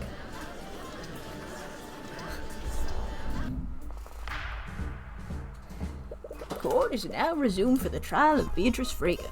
Let us review yesterday's proceedings. There was much debate over William Frege's inheritance. More specifically, it was unknown whether the defendant had any claim to her father's inheritance. This detail was crucial in determining whether the defendant even had a motive to commit the murder. Luckily, the victim's will was supposedly read... Whew, Nate is trying to take me out tonight. Supposedly read earlier today, and it is now part of the public record. What were the results of the will reading, Mr. Cuthbert? William Frege was planning to leave all his assets to Jaden von Sanctus, his hopeful son-in-law. However, this was predicated on the condition that Jaden marry the victim's daughter, Leafy, and it's clear Ms. Leafy will never follow through on this engagement. If the engagement is not made in 6 months, William Frega's assets would be divided among his 3 daughters. I see, so there was no mention of the defendant's disinheritance. Correct, Your Honor? This means that the defendant did have something to gain from the victim's death. Your Honor, despite the confusion around the victim's inheritance, there is still very little physical evidence that implicates my client. May I remind you that William Frege was not telling the truth in yesterday's proceedings? That itself is extremely suspect.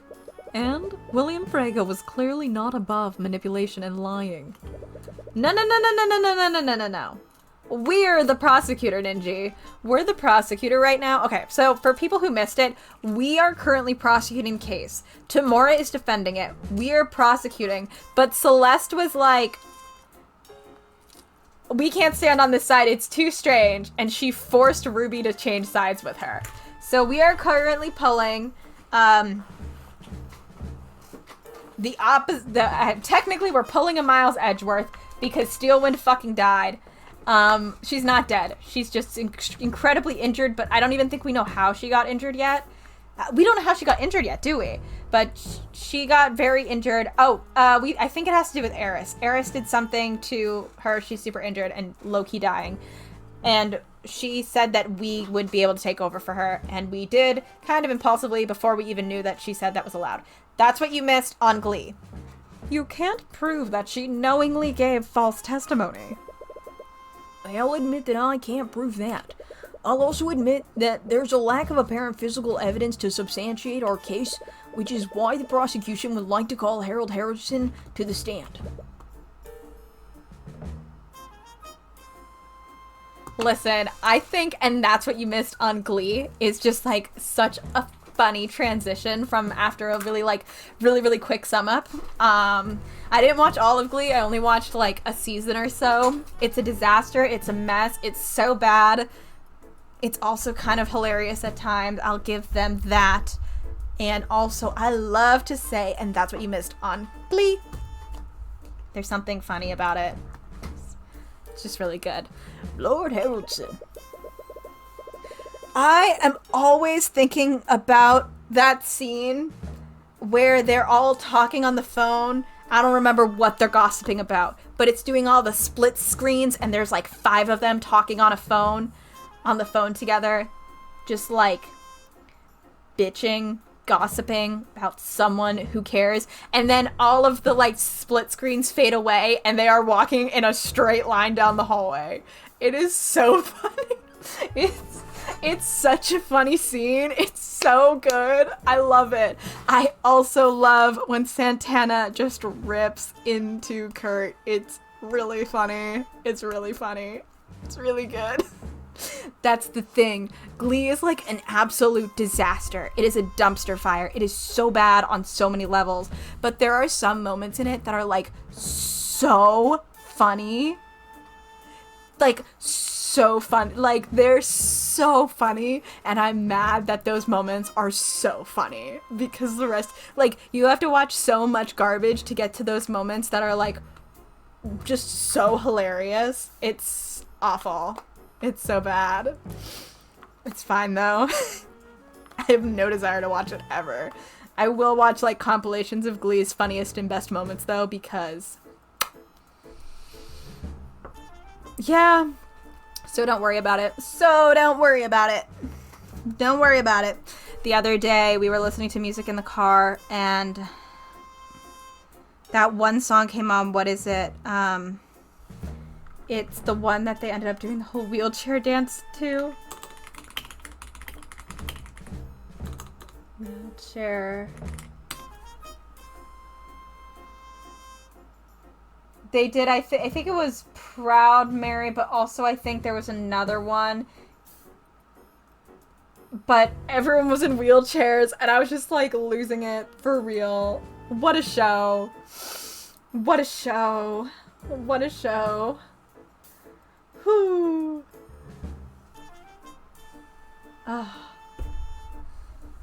You're valid, Nante. You're valid. Anyway, enough about Glee for now. The Sword of Spell Eating clearly plays a large role in the murder, and its theft is one of the few pieces of physical evidence in this case. As the gallery's curator, I believe he can further elaborate on how the sword was stolen that night. More specifically, you can find out about what he did on the night of the murder. I see. Well, the court will definitely benefit from his insight. Bailiff, please escort Lord Haraldson to the stand. Yeah, exactly. Witness, please state your name and occupation for the court. Of course. My name is Harold Haraldson. I'm the owner and curator of Haraldson Hall of History, located in Homerith, whatever. That's quite the alliterative occupation. I feel like I'm gonna sneeze, but am I, or was that the voice? Harold, could you please testify to the court about how you discovered the Sword of Spell Eating was stolen? If it'll help. His voice I struggle to get into, so just, like, walk with me. I was keeping an eye on my gallery's exhibits when I realized that my familiar hadn't returned. I called to him telepathically, but he didn't respond. I became worried, so I went around the manor to search for him. I still don't love that we don't know his age. That's gonna sound super weird. I don't love that we don't know his age because I think for basically every other character, we haven't had to ask their age. It has just given us their age. Like when we met Arya's dad, it just told us he was 76 or whatever the hell. Which, wow, he was old when he had her because she's, I think, only 18. But anyway, so to not have an age for him is really throwing me off. Ninji, don't. No, Ninji. Ninji, no.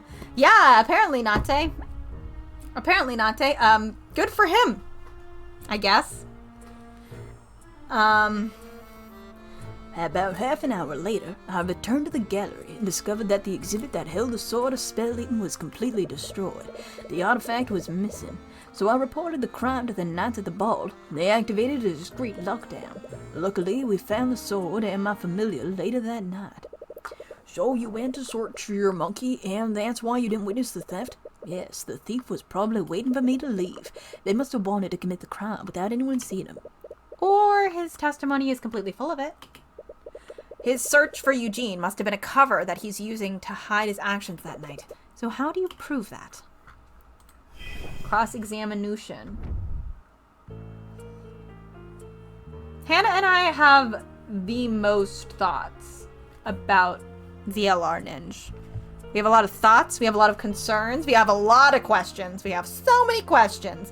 And I personally am now on the Fi is a Martian bus because one, I think it's funny, and two, I am desperately trying to salvage a game we have not started. And I think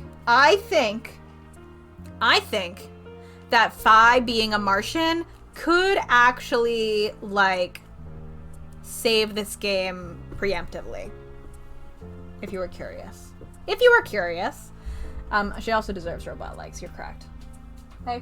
Hello. Your eyes look a little better. Well, that's good. We are starting Game 3 on Thursday. Yes, we can. Yes, we will. We are going to have a questionable time, but I am a little excited, but I'm also a little distraught. So, what's up, Nate? What's up? Here, while Nate types this, I need to message someone. Who was I going to message? I was going to message, yes.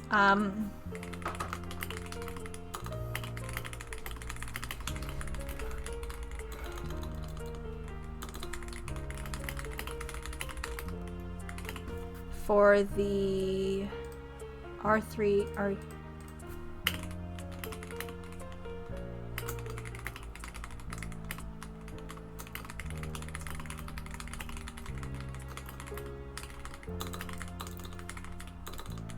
Totally fine. I just wanted to make sure I was getting clasps for those ones. Thank you. Have you read? I have not. I actually haven't. I haven't looked in that tag in a very hot second. I actually used to look. Oh God, maybe the last time was 2019. the last time I looked into the MGC check please check. So I have not seen that. I have not seen it. I do, I'm so torn on streamer fics. Sometimes I really enjoy them and it's the same as YouTuber. It feels the same niche for me as a YouTuber AU, which like, I love, well, for OMG check please, he's already a YouTuber. Don't worry about that. But I enjoy a YouTuber AU, but I feel like it's one of those things, it's kind of like with like chat fics, where I'll eat up every single one of them. Same with multimedia AUs like Twitter and like article and everything AUs. I will eat those up. I will read every single one of them. I will leave about 80% of them thinking they were actively bad, but I did enjoy every second of them, but I did think they were very bad. Which is nothing against the authors, I just think that things like these specific AUs have such a personal touch to them that it makes it very easy for it to become like your very specific headcanons about a character, which sometimes doesn't fit for other people, but that doesn't mean I have any less fun with them. It just means that I'll read like your 30,000 word chat fic, and the whole time I'll be like, none of this is hitting for me in an in-character way, but I know it's hitting for you, but I don't think any of this tracks, but I am enjoying a good time. If that makes sense. So I'm sure someone understands what I mean there. We'll find out. Thank you for this link. I will take a look after stream, not right now. I was keeping an eye on, okay, wait, I need to look at our evidence. We got testimony. Armbands of intellect. What were these doing? Oh, worn by a creature. The creature's intelligence would be increased beyond the limits of an average human. I think that the monkey was probably wearing those. Okay.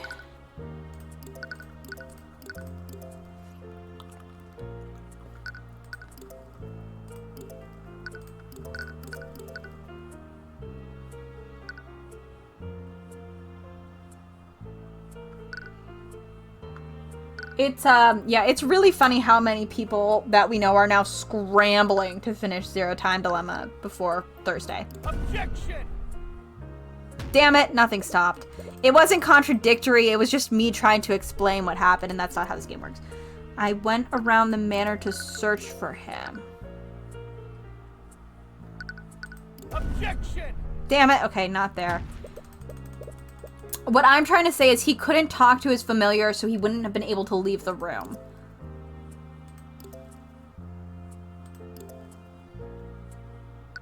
Okay, maybe we should press. Maybe we should press. Where, maybe, like, why'd your familiar leave in the first place? Whoa! I hope you're, enjoying it?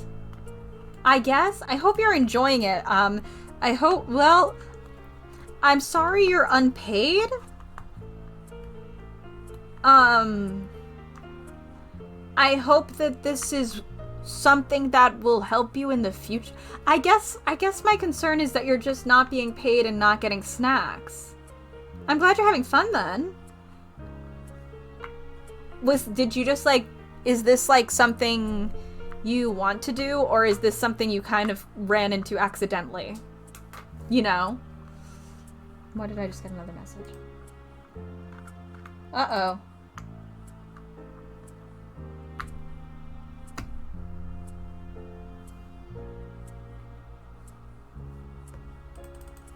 Sorry, I need to send Nate another message.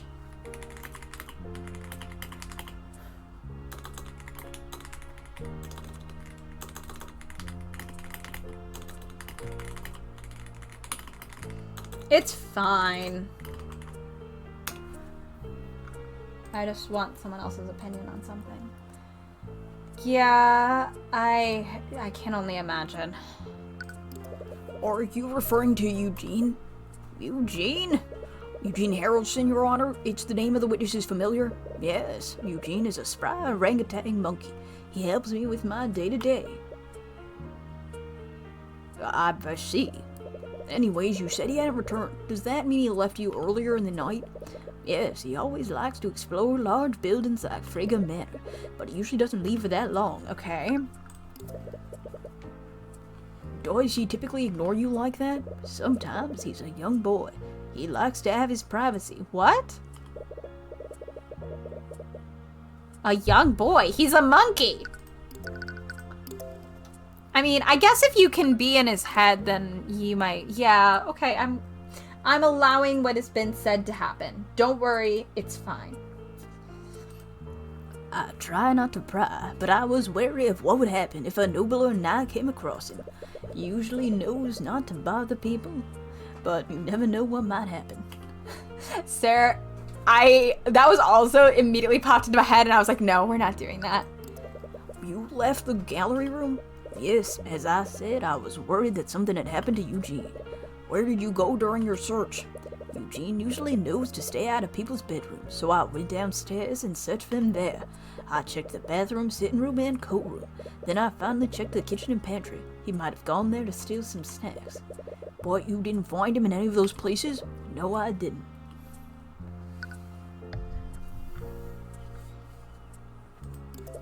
If I recall correctly, the glass was completely shattered. This is despite the presence of several abjuration spells that protected it. Yes, it would have taken an extremely powerful spell to break it like that. As you saw, the glass display was shattered into shards. Unless Harold had a way to dispel the magic, a powerful mage must have destroyed it. Perhaps Harold had Beatrice shatter the glass before she went into the ballroom.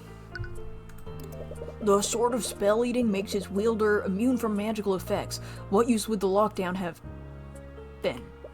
Honestly, not much. The wielder would have been immune to the anti-magic fields and the spells that prevented people from leaving. But at that point, the king's guard just wanted to activate it for good measure. His statement just now is missing some details, but what details should you ask him to elaborate on? How did you eventually find Eugene some that night? After an hour of silence, he's finally responded to my telepathic messages. He met up with me in the gallery before we went in search with the sword. So this would have been after the theft was reported? Yes. He would have had to pick Eugene after he murdered Lord Frege. This must be the alibi they're using to account for the time that no one could see Eugene. Anyways, this detail... This detail could be extremely important. Please add it to your testimony, witness. Harold. Yes, of course, Harold. He says that he went around the manor to look for Eugene. Do you think he's telling the truth? Maybe, but his so-called search for Eugene gave him a good excuse to not be seen by anyone. It's a decent alibi, if not without its flaws. We'll just need to poke some holes into that alibi. His statement just now is missing some details. Oh, wait, How did you eventually find the sword of spell eating? The king's guard and I slowly and carefully checked each room in the manor. After about an hour, we finally found the artifact under the bed in the defendant's room. That must be where Tracker hides the sticks that he finds. Now that you think a bit about it, he's probably the one who stole Celeste's sword in the first place. No, we already knew this. There's no now that we think about it. Like, that is what we thought before. Anyways, this detail could be extremely important. Okay. I actually want to swap them out.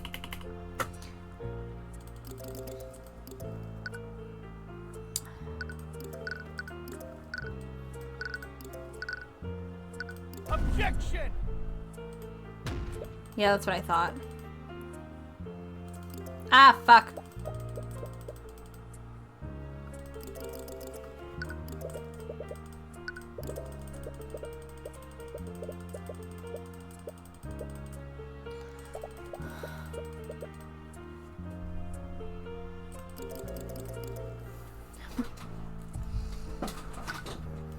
With him in the gallery room.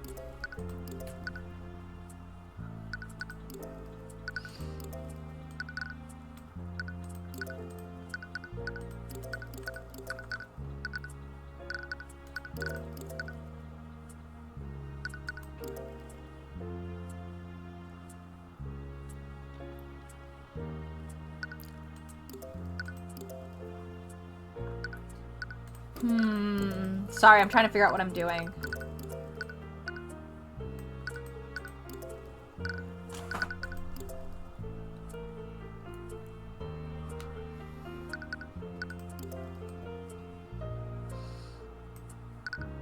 Objection! Why did I present that?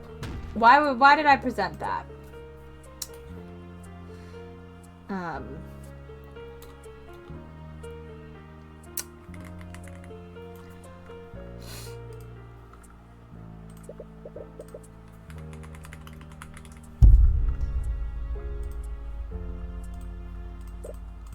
Yeah, I don't...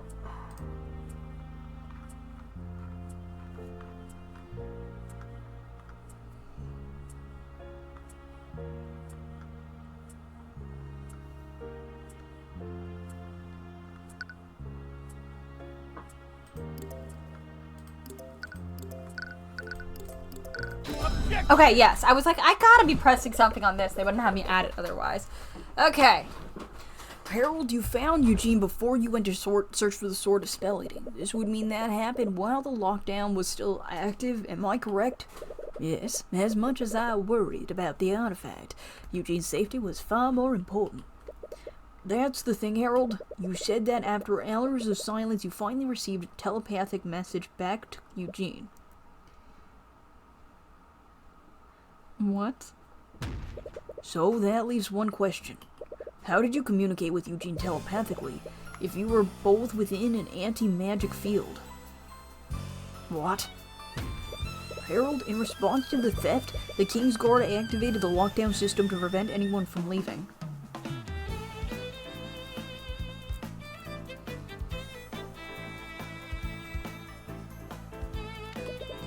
That same lockdown system would have placed an anti-magic field over every inch of that manor. That field should have suppressed the telepathic abilities given to you by familial bond. You wouldn't have been able to speak with Eugene at all. Mr. Cuthbert, are you accusing the witness of lying in his testimony? Please, Cuthbert is blowing this entire thing out of proportion. Anti-magic field is a resource-intensive spell. We can't assume that they managed to cover every inch of the manor, especially the areas that would only be accessible to a small animal. Mr. Mora, let's assume that Eugene managed to reach some sort of blind spot in the lockdown system. The magical telepathy granted by familial bond connects two people. Even if Eugene wasn't infected by the anti-magic field, Harold would be. That's very true. So how did I hear him that night? There's only one answer that makes sense, Harold. You did hear Eugene telepathically, because Eugene was wielding the Sword of Spell Eating. What? I'm sorry, Mr. Cuthbert, but are you saying the Sword of Spell Eating was stolen by the witness's pet monkey? I am, Your Honor. It's the only way that the witness's testimony makes sense. She doesn't have a rebuttal. You should push this while you still have a chance. Harold Haroldson, you were the one who stole the Sword of Spell Eating, weren't you? And what reason would I have to steal something that already belongs to me? It was to take suspicion off of you, because you were the one who had William Frege killed. You staged a robbery and used the Sword of Spell Eating to make Eugene invisible. Then you sent him through the manor's ventilation system also that you could have him murder William Frege in his study. Well done, Cuthbert. I suppose you just can't stop yourself from pursuing a lying witness. It's what I do best, Mr. Mora. Of course. Witness, do you have anything to say in your defense? It's quite obvious, but I completely refute the prosecution's allegations. He's misguided, but he's just doing his job. Huh. You were expecting his thoughts to be hostile, like before. Then do you also refute your statement about Eugene telepathically speaking to you? I know better than to lie on the stand to try to save myself. I can't explain how it happened, but I stand behind my testimony. Eugene did telepathically contact me during the lockdown, but how did he do it? So, whatever. Wait, so he doesn't know how that telepathic communication happened? Perhaps he overlooked it when he was planning the murder with Beatrice?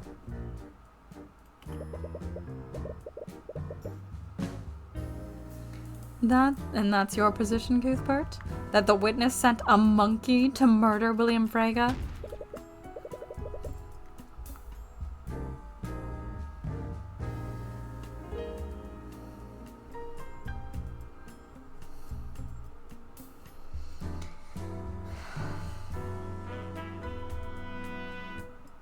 One second.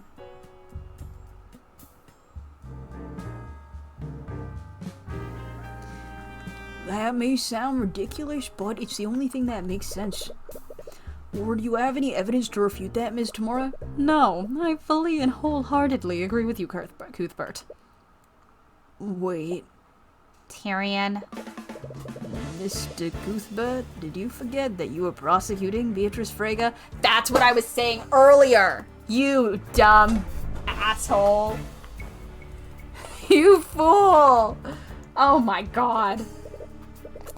Your Honor, even as a prosecutor, it's clear that Cuthbert just can't stop himself from finding the true culprit.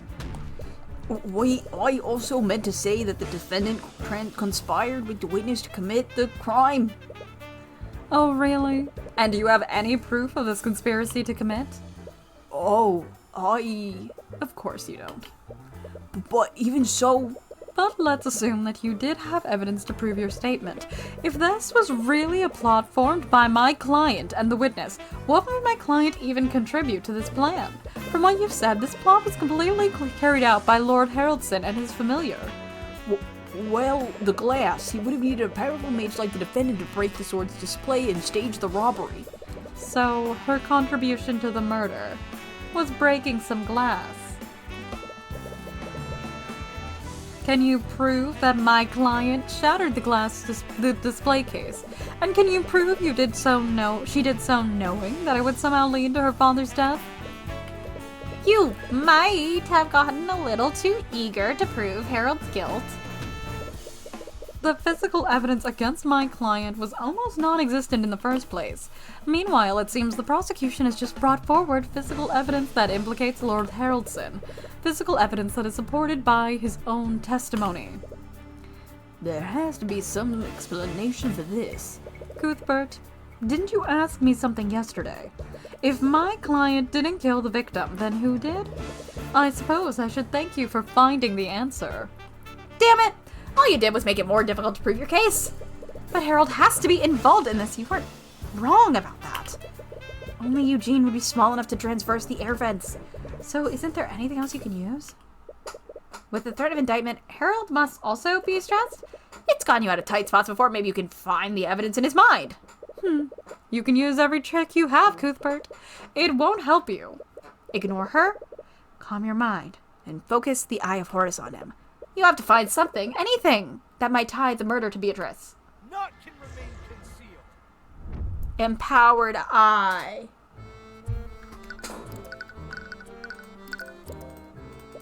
Okay. I can't believe that one of my artifacts was used to commit a murder. It's completely disrespectful to the culture and history behind it. What? He's speaking as if he truly had no hand in this. But that can be true, can it? I truly don't know what's going on.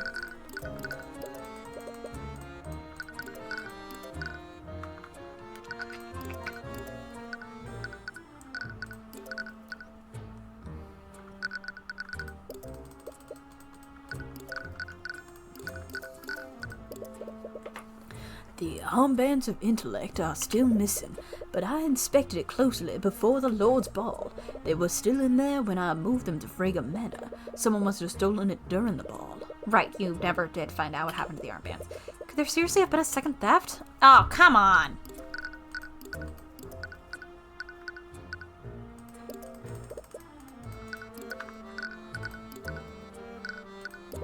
Not one, but two artifacts were stolen during the Lord's Ball. I never expected anyone to completely bypass my security like this. What? He's speaking as if he truly had no hand in this, but it can't be. Oh, did I already do that one? I'm sorry. At least the earrings of vitality were left untouched. It's one of the few artifacts that's imbued with the scaled Lord's power. Great, nothing. Young Tyrion's argument makes sense. I couldn't have heard Eugene when the lockdown was active. What's going on here? God damn it! Eugene, just what were you doing that night? Did you really wield a sword, if only for a brief moment? Wait, he should have known exactly where Eugene was that night. Why would his thoughts say that?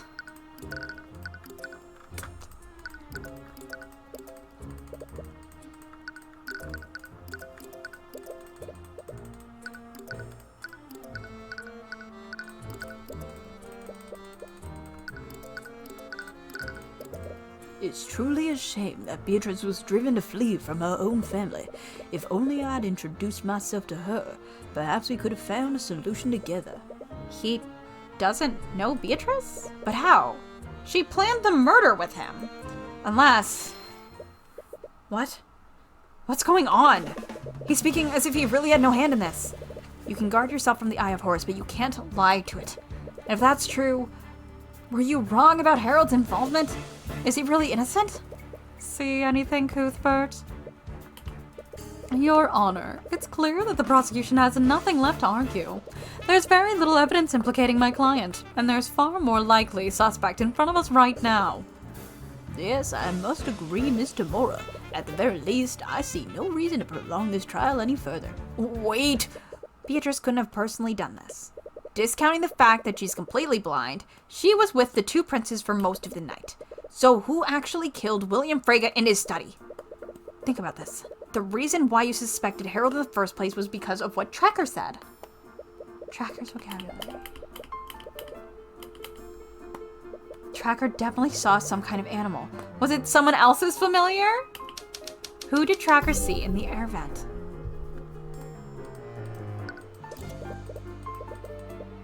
But why? Did you... let me read that. No, it had to have been Eugene. The Tracker found the sword in that hallway, and Eugene couldn't have communicated with Harold unless the sword protected both of them from the anti-magic field. But why did Eugene just happen to be in that hallway? That also doesn't explain why the sword of spell eating was even there. No, Tracker said that Eugene came out of the air vent on one side of the hallway, then he fled into the air vent on the other side. Even for a small monkey, those vents would be extremely cramped. He wouldn't have entered those vents out of mere curiosity. Why was Eugene in the air vents? You know now that Harold didn't participate in the murder, but did he know about Eugene was doing that night?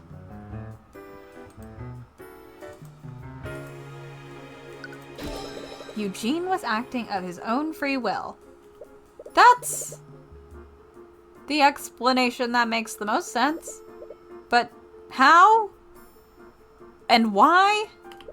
Harold is the only person that is magically connected to Eugene. And even if Beatrice somehow got Eugene to follow her orders, she wouldn't have been able to direct his actions telepathically. Beatrice couldn't use any other conjuration spell to contact him either. She was also in the anti-magic field when she was with Aster. So if Eugene was the one who murdered William Frege, was he acting independently? No, that can't be possible. How could Eugene have carried out this plan independently? This plan required knowledge of the Frege Manor's ventilation system. It also involved murdering William during the lockdown and destroying his will. Eugene might be smart for a monkey, but a normal monkey wouldn't have known how to identify and destroy William's will, even if Beatrice had somehow trained him to do this all beforehand.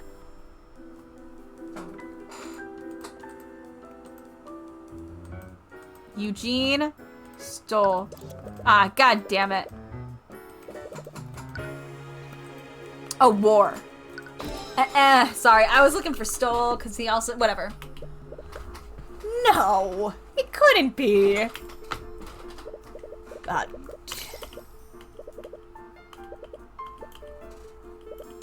Who made the replica of the armbands and put them on a monkey?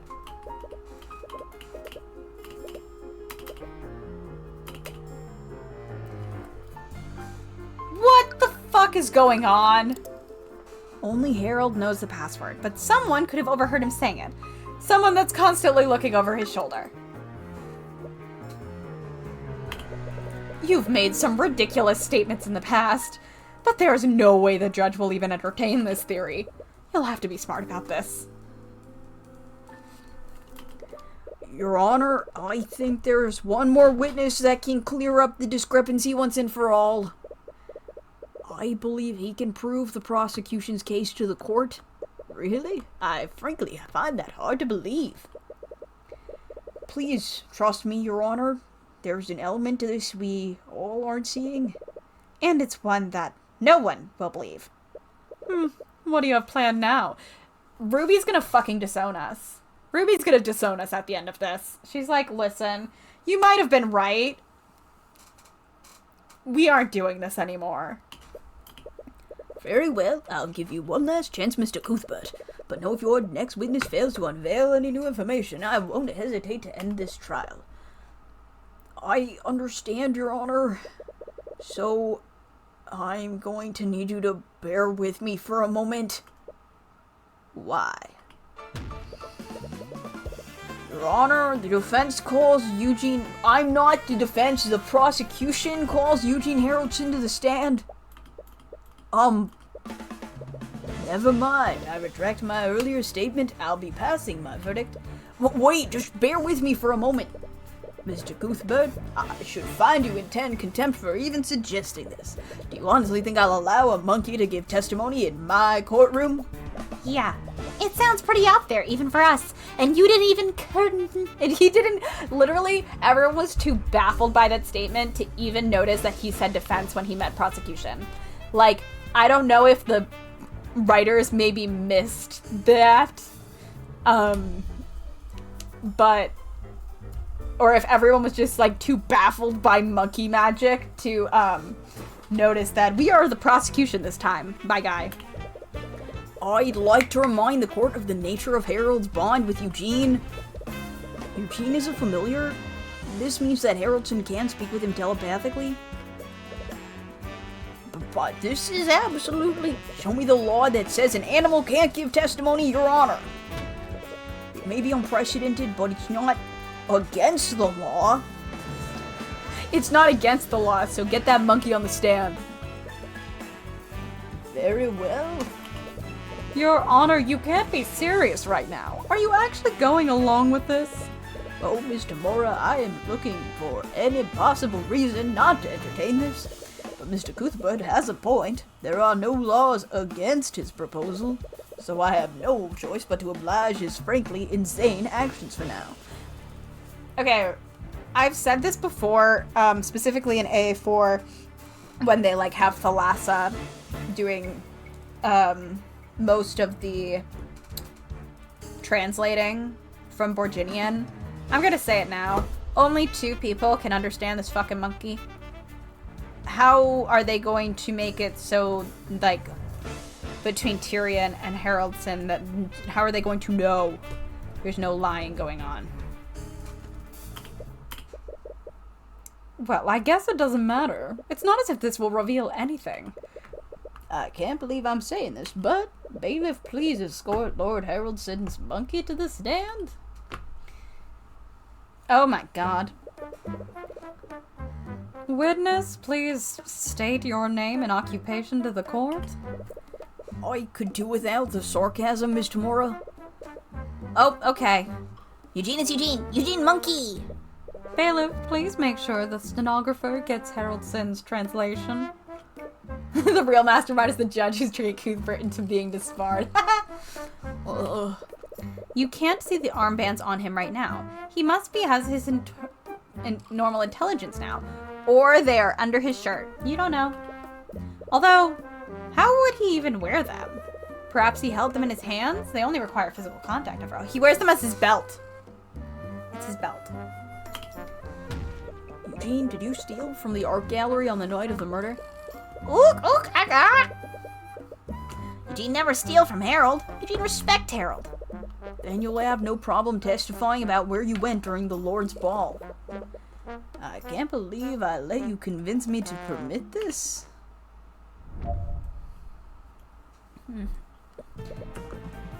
Eugene explore new house. Eugene look for new place to party. Eugene also look for spiders. Spiders, yum yum. You think Eugene steal armbands of intellect? Eugene never steal from Harold. Harold friend. Eugene always Harold's friend. Apes strong together. Wow, you did it, Cuthbert. You blew this case wide open. Is this really going to help us? Look, you just have to trust me on this. I trust you? That sentence sounds like it turned itself into a question at the end. Okay.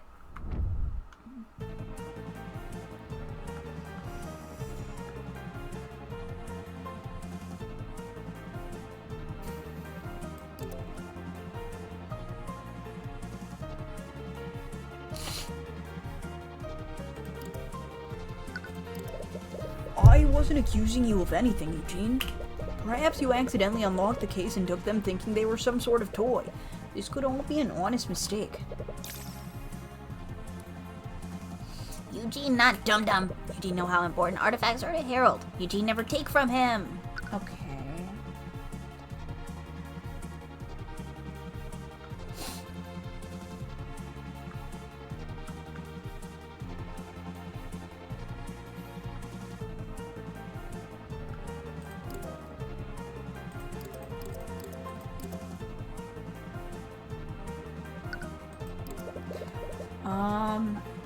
But Harold is an associate of House Frege. Surely you visited Frege Manor before that night? The manor constantly changes. William's always doing renovations. There's always new discoveries to be made. You suppose that makes sense. William certainly had gold for it. Anyways, what else did you do that night, Eugene? Do you enjoy eating spiders? Spiders good, rich in nutrients. Wait, really? Some cultures in Eastern kingdoms eat roasted crickets. I've tried them. They're actually not bad if they're prepared correctly. I don't think I could ever be that adventurous. Can we please stay on topic? Okay.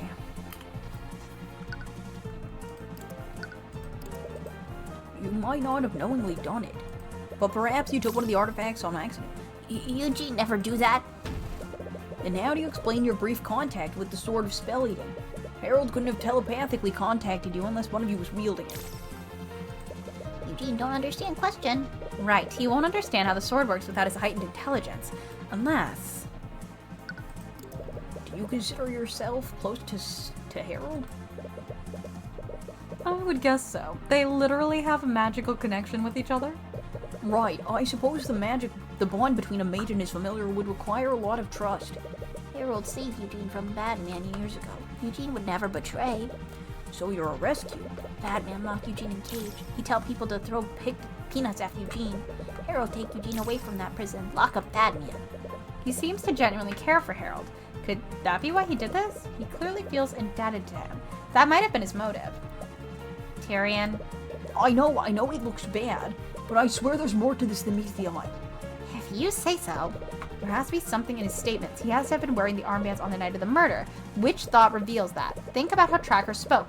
Is there anything different in the way Eugene is speaking right now?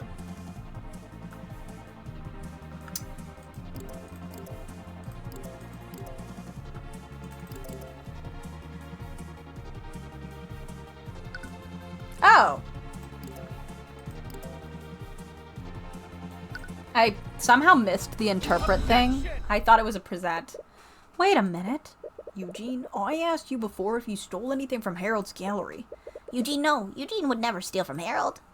Cuthbert, don't waste our time by having him repeat that statement. That's the thing, Ms. Tamora. That's not the same statement he made in his testimony. I asked the witness if he stole an artifact from the gallery. I never mentioned the armbands of intellect. Look. What are you talking about now? The witness lacks the understanding to differentiate between the artifacts. It was clearly just a simple mistake. It was not just the fact that he named the wrong artifact, Ms. Tamora. It's the fact that he used its actual name. I'm afraid I don't know what you mean, Mr. Cuthbert. Your Honor, animals can't speak the way that humans do. Even when a telepathic link is established, their vocabulary is very limited. Right! Tracker called the Sword of Spell Eating a stick before. It was hard to understand what he really meant. Exactly. So that raises the question, how did Eugene know that they were called armbands of intellect? Wait, how did he know? The armbands were stolen during the Lord's Ball and replaced with a well-made replica. Where are the armbands of intellect right now? If he had worn the armbands when he was sneaking around the vents, he would never have had the opportunity to put them back. And the armbands are still missing. He's still wearing them. I knew it. It can't be. Is he really? The armbands were designed to be worn by humans, so Eugene couldn't wear them on his arms. So where would he wear them? You initially thought that he carried them in his hands, but there's a far more simpler explanation. Eugene, do you still maintain that you didn't steal the armbands of intellect? Eugene told you already. Eugene never steal from Harold. Then I suppose you wouldn't mind taking off your hat? Are you serious right now? You don't think he's wearing them right now, do you? It's the only thing that makes sense. The armbands were taken the night of the murder, and they're still missing. If Eugene did indeed steal the armbands that night, he would have never had the opportunity to the opportunity to return them. He had no choice but to continue wearing them until the investigation was over. This is absolutely ridiculous. You're spinning a fairy tale. Do you honestly expect us to believe that a monkey increased its intellect beyond human limits? If I'm wrong, the witness can easily refute my theory by removing his hat. Not the anime glasses. Well, what's it going to be, Eugene? You see him fully break character, and he slowly but silently lifts his hat. No, you can't be serious. Everyone can see it plainly. He's wearing the armbands like a crown around his tiny head. And they're just not going to show it to us. From out of his hat, you see him pull out something else. What the fuck? Okay. Well done, Mr. Cuthbert. I shouldn't have underestimated you. Are Ooh. Serious? This is probably a blessing in disguise. I don't think I could bear debasing myself any longer. Objection! what the fuck? Objection, Your Honor. On what grounds, Miss Demora? On what grounds? Everything about this situation is objectionable. It's downright absurd. Is he seriously Beatrice's accomplice? But Miss Demora, we can't deny what's clearly in front of us. I was not ready for today. How is he even talking right now? Yeah, there's a lot going on right now. There's a lot happening. Scholars believe that humans and apes evolved from a common ancestor. Perhaps all apes can speak the common language under the right circumstances? Evolved, please. I have observed your society. I think calling humanity evolved is being quite generous. This can't be happening. Well, are you all done gawking at me like a bunch of simpletons? Simpletons? Wait a minute.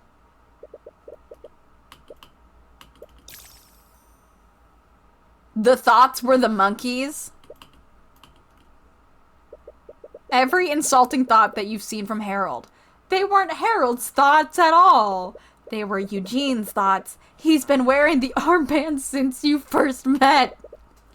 But I still don't understand. Why would you even take the armbands in the first place? I'll admit the Lord's ball was one of many occasions. The first time I touched them was due to sheer chance. You put them on by accident?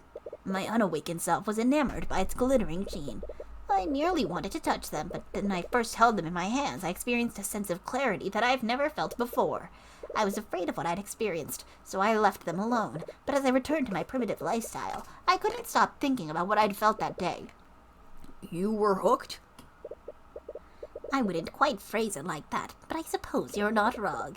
I already knew the password to Harold's vault, so I'd come in from time to time and indulge in the armband's power. But the more time I spent with my awakened intellect, the more I craved its power when I had to put them away. And that's when you made the replica? While no one was watching, I devised a plan to discreetly take the armbands. Harold would have to eventually discover they were stolen, but he would have concluded that a noble from the Lord's ball took them. Because of the pressure that he was receiving from the crown. I'm not proud of what I've done, but I never expected things to reach this point. I didn't expect someone to steal the sword of spell eating as well, and I certainly didn't expect a murder to happen that night. So you still maintain that you're innocent?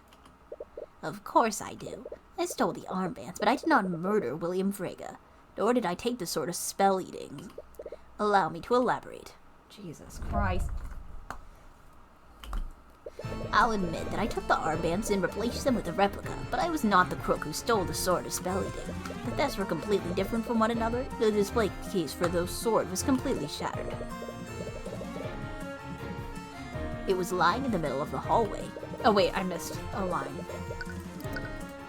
I wondered why such an important artifact would be lying there, so I took... I spotted the sword when I was exploring the manor. It was lying in the middle of the hallway. I wondered why such an important artifact would be lying there, so I took a closer look to inspect it. That's what I heard Harold call out to me telepathically. The sword must have protected me and Harold from the anti-magic field. I wanted to take the sword and return it, but a wild dog chased me away from the scene.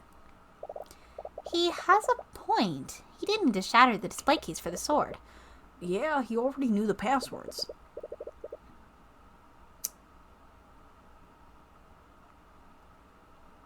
But Tracker, I accidentally hit it, said that Eugene was the one who dropped the sword. Furthermore, he escaped into an air vent that led into William's study. His actions that night were definitely not as innocent as his testimony implies. He must have lied somewhere. Oh boy. There's a lot of things happening.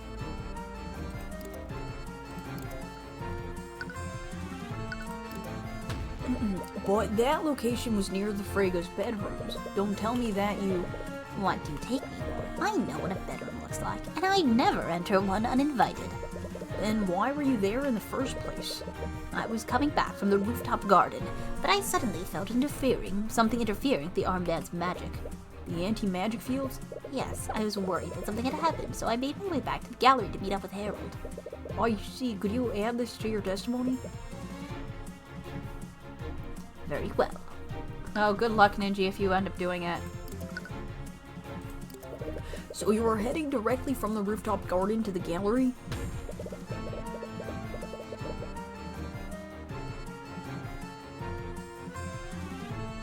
But do you honestly expect us to believe that someone just left the sword of spell eating in that hallway?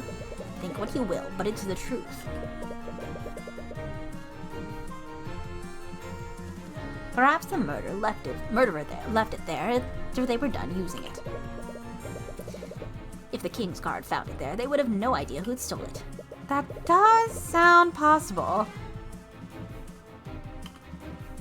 Did I miss part of that line? I'm sorry, I'm like losing it a little bit. But you shouldn't be so quick to believe him.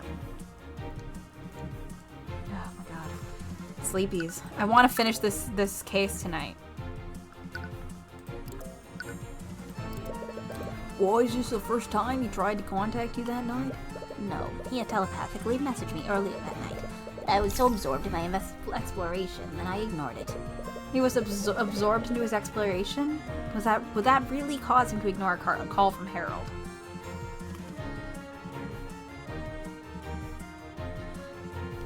Wild dog chased me from the scene.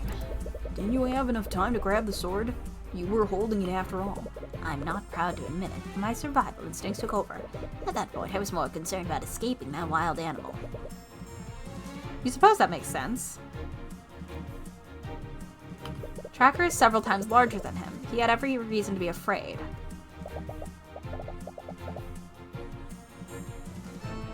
His story makes sense.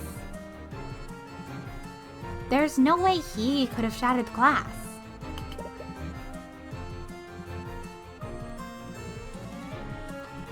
I suppose so.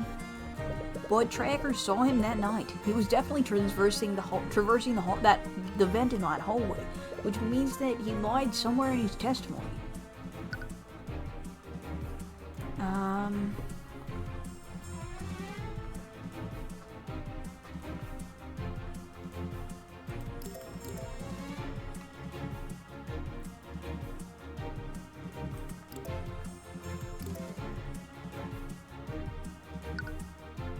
I pressed this already, right?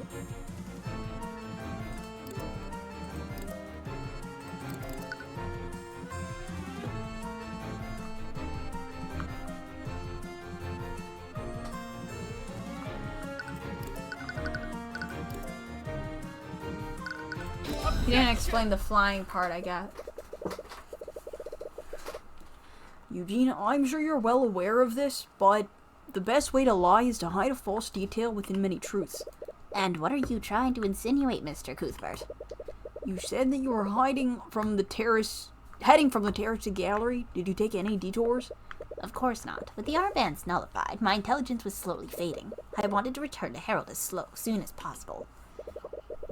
Witness, I'd like you to take a look at this floor map of Frega Manor. This is the location where the wild dog found the sword of spell eating.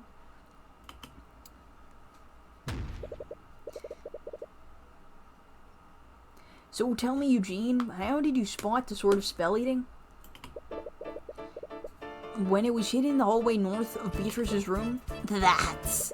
Why are you nitpicking such an insignificant statement?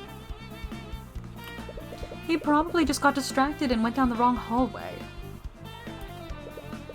Miss Demora, Eugene came back from the rooftop garden.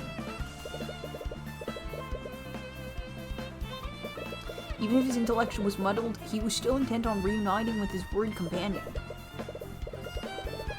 He definitely took the direct route, but if he did, he would never have been able to see into that hallway. I see your point, Mr. Cuthbert, but what does this mean? Oh my god. It means that the witness lied about where he was before he discovered the sword of spell eating. He wasn't coming from the rooftop garden, he came from the air vents in that specific hallway. So why were you in that hallway, Eugene? You lied in your testimony. Was it because you wanted to hide what you were really doing that night? Admit it, Eugene. You snuck through the air vents to avoid detection. Then you used the air vent in the hallway to break into William's study. After that, you murdered him using his letter opener, didn't you? That's not what I went there to do. No, I didn't mean...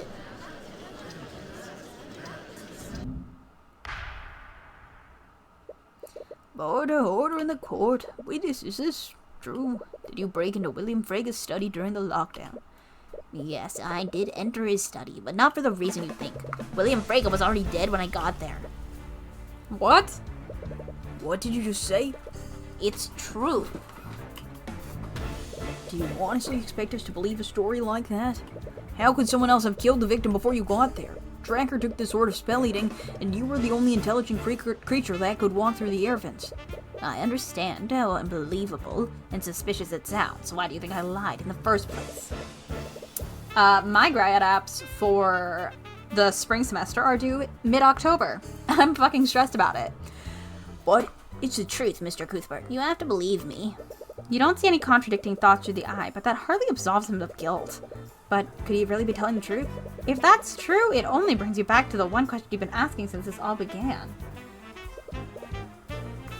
Who really did this? What if all of you wrote me letters of recommendation? Wouldn't that be cool of you? Okay, Eugene, let's assume you're telling the truth. Do you actually believe me? Let's not get ahead of ourselves. You're still my only suspect for this. But I know better than anyone about jumping to conclusions. Do you, Tyrion? So I'll give you the benefit of the doubt from now. I see. However, if you want to absolve yourself, I need you to tell me about what you really saw that night. There might be something, anything that might prove to who really did this. Very well. I'll tell you what I saw, although I doubt you'll believe me. I discreetly made my way to that hallway through another air vent. I exited the air vent in that hallway and tried to leap to the other side. I'm not sure if it was my waning intelligence or my desperation, but I collided with something I didn't see. I fell to the ground and found the sword of spell eating laying next to me. I wanted to retrieve the sword, but the wild dog forced me to retreat. After that, I continued to make my way to the study. And that's when I found William Frega. He was dead on the floor and lying in a pool of blood. And as if I were blessed by the Scale Lord himself, I found the will he was drafting, so I destroyed it. Frankly, Mr. Haraldson, I find that story very difficult to believe.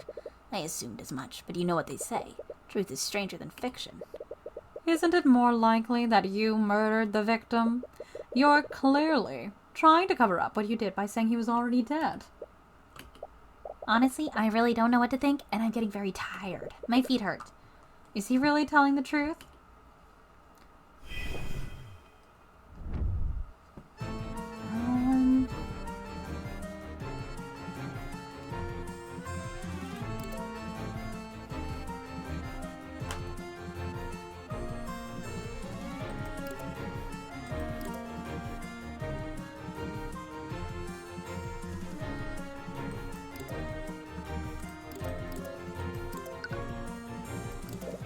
I thought monkeys were extremely dangerous. Are you just clumsy? I have impeccable dexterity. It sounds like you struck a nerve there. I must have been muddled from losing the armband's magic. Did this wild dog have a white coat of fur? He did. Are you acquainted with him? Something like that? Well, next time you meet him, tell him I don't appreciate being called a rat.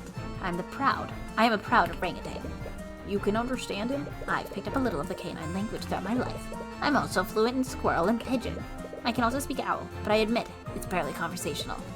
As much as you want to test the validity of those claims, they are not relevant to the case. What happened when you entered the study?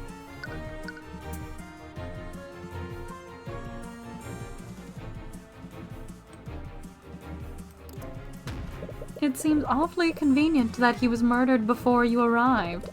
I know how that may seem, but I'm telling you the truth. And do you have any explanation for how the assailant broke into the study without the sword? I unfortunately do not. Please, it's obvious your testimony doesn't match up with the evidence. Whoever did this either entered through the vents, or they used the sword to nullify the log. And your own testimony states that the sword was abandoned in that hallway. It doesn't match up with what you thought happened, but does it really contradict with the evidence you have? Anyways, what did you do when you discovered the body? I knew it was only a matter of time before someone discovered the body, so I quickly switched to the room for something I could use. So you were the one who took the will? I've been trying to find it. What did it say? I was pressed for time, so I didn't read the entire document. But I found an order for his executor to defund the Hurlton Hall of History. Since he went out of his way to specify that on the current copy, I concluded that his former will didn't have this addendum. So you could save Harold's museum by making sure it never got submitted for probate. Anyways, you have that will with you? My apologies. I crumpled the will up into a ball and ate it. Then I left the room before my intelligence was completely gone. Ugh. You were really hoping to see if William followed through on that threat on his threat to disinherit Beatrice. He seems to be telling the truth this time. I agree, but we still need to be sure. Okay, so we should press all of them. Okay,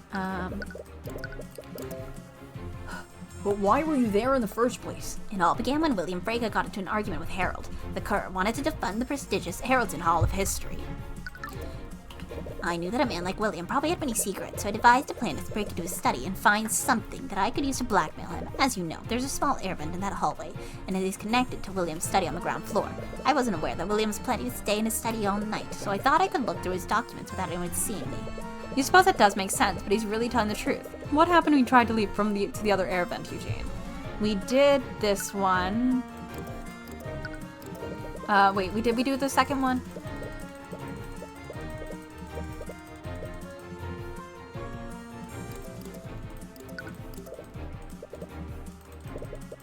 I think I read dangerous and not dexterous. How did you know it was a sort of spell eating? When I held it in my hands, I felt my intelligence return. But I also heard Harold calling out to me telepathically. He was clearly growing worried, so I knew I needed to move quickly. Okay, great. We press all of them now. It's hard to believe, but you can't see any direct contradictions. Should you press him more? But what if he's telling the truth? If Eugene did do this, your next course of action is clear. Although that still wouldn't explain how Beatrice fits into this. You recall something that Tracker said to you.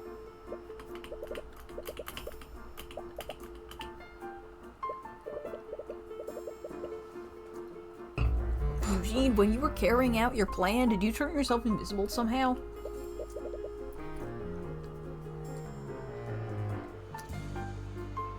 No, I hardly had the means to. And even if I had somehow convinced Harold to cast a spell on me, he doesn't know how to cast invisibility. Very few mages do. Right, you recall Eris saying the same thing during the Nightgrave trials. Only a master of illusion magic could do that. That's how you first thought Beatrice was involved. But if Eugene is truly innocent, how did you turn someone else invisible? But if that's true, you're right back where you started again. No, think through this. Eugene's testimony fills in a blank that's been missing.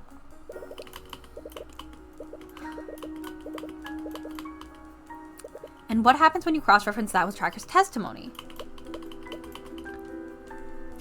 How did the Sword of Spell Eating end up in that hallway? So where does that lead us?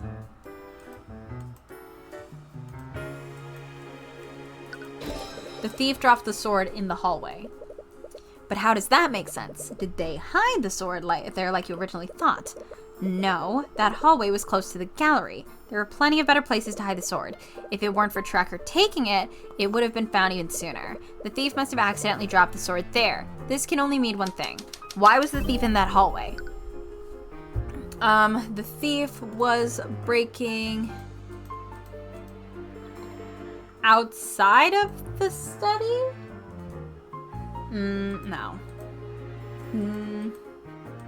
Maybe the exact same thing as the monkey. The thief was also sneaking through the air vents. That's the only reason why they would be there. But that would imply that the thief was as small as Eugene. Could it have been another familiar? And if so, why didn't Eugene notice them? Wait. He collided with something he didn't see. In other words, something that was invisible to him. And as a master of illusion magic, Beatrice is one of the few people at the ball that could cast invisibility. Her familiar can see, you can see through your familiar's eyes. Have you been approaching this situation incorrectly the whole entire time? Through the eye, you knew that Beatrice was involved somehow, but you just assumed that she was part of a larger plot. The breaking of the glass and the casting of invisibility, these were the elements that you knew she was involved in, but it never really fit together. Not unless she was the one pulling the strings the entire time. And there's only one way she could be in control the entire time. What did Beatrice use to commit the murder? A couple of memories flood into your mind. I can see through his eyes, yes. And cast through them. And then she claps. Yeah, she's clapping. Lots of clapping. That's the spell. You didn't know that she was blind back then, so you barely even noticed it. But how did she know you were holding out your hand? Well, do you have any other questions for me? If you're wrong about this, Beatrice will surely be acquitted. And after that, the Inquisition will turn their attention to Harold and Eugene. But there's only one way to know for sure. We are going to finish this, and we're going to finish it before midnight. Your Honor, the prosecution has no further questions for the current witness. He is dismissed. What? I see. You have something else planned, don't you? Yeah, and I actually need your help. Really? You tell her about your plan. Really? I feel like you're making some big assumptions there. Wouldn't the Inquisition check for something like that? I know. It's the best play we have. Do you remember what Steelwind said yesterday?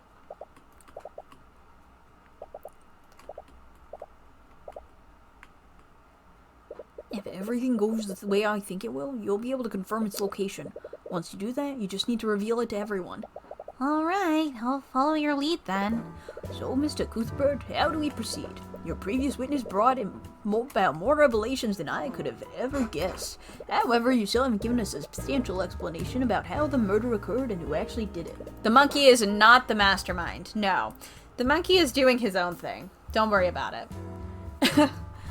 I understand that, Your Honor, but it will all make sense after I call my next witness. Another witness? I need to go to bed. I understand your hesitance, Your Honor, but everything we've learned throughout these case trials is finally coming together, and this final witness will tie it all together in a perfect knot. Your Honor, the prosecution calls Beatrice Frege to the stand. I forgot she's been standing there. Seriously, Cuthbert? You went to all that trouble just to end up calling my client to the stand? You and your client have the right to refuse, Ms. Demora, but I wonder how that will reflect on your client's character.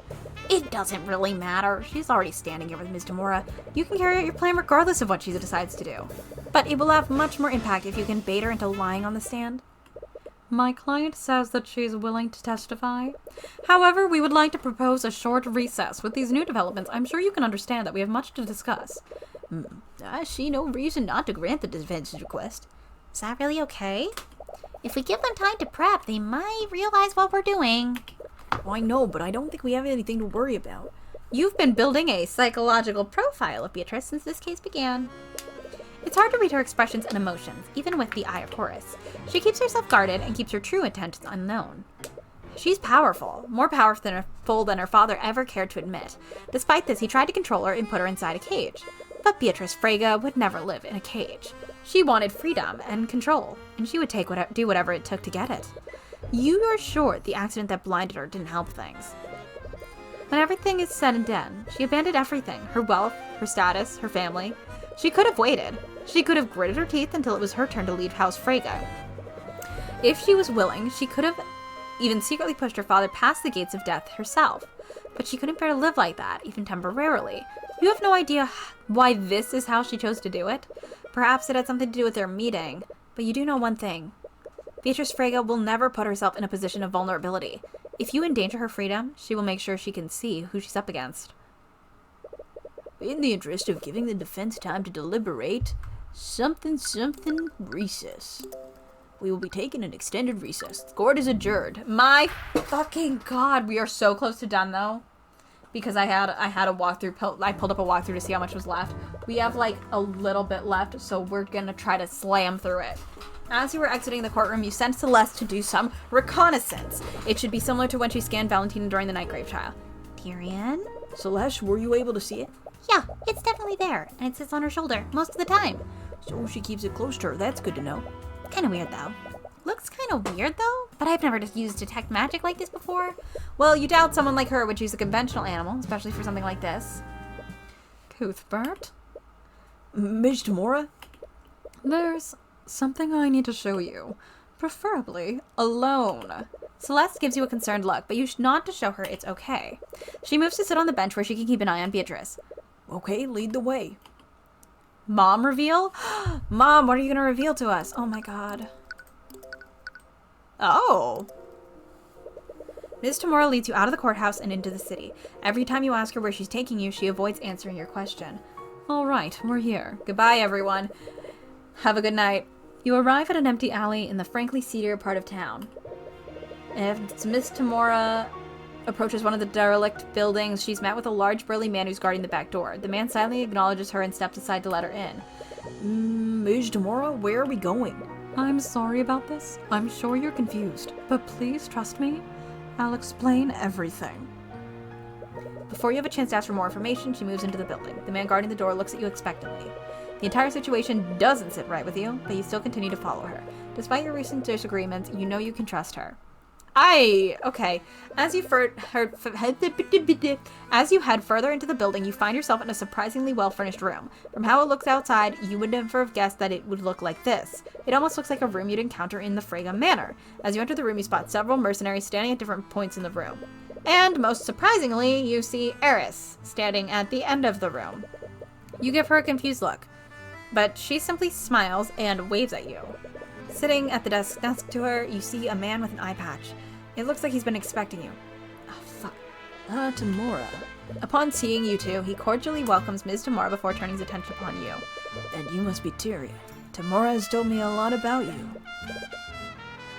Oh, I see, but who are you? I've been called many names over the years, but my favorite has always been the Eye Taker. Occupation. Boss. Get. The Eye Taker? From the sounds of it, you've already heard of me. Miss Tamora, what is this? My daughter Eris has told me all about your work prosecuting this case. She's his daughter? But I have to say, I'm quite impressed. Getting a monkey to testify? I don't think I could even pull off a grift like that.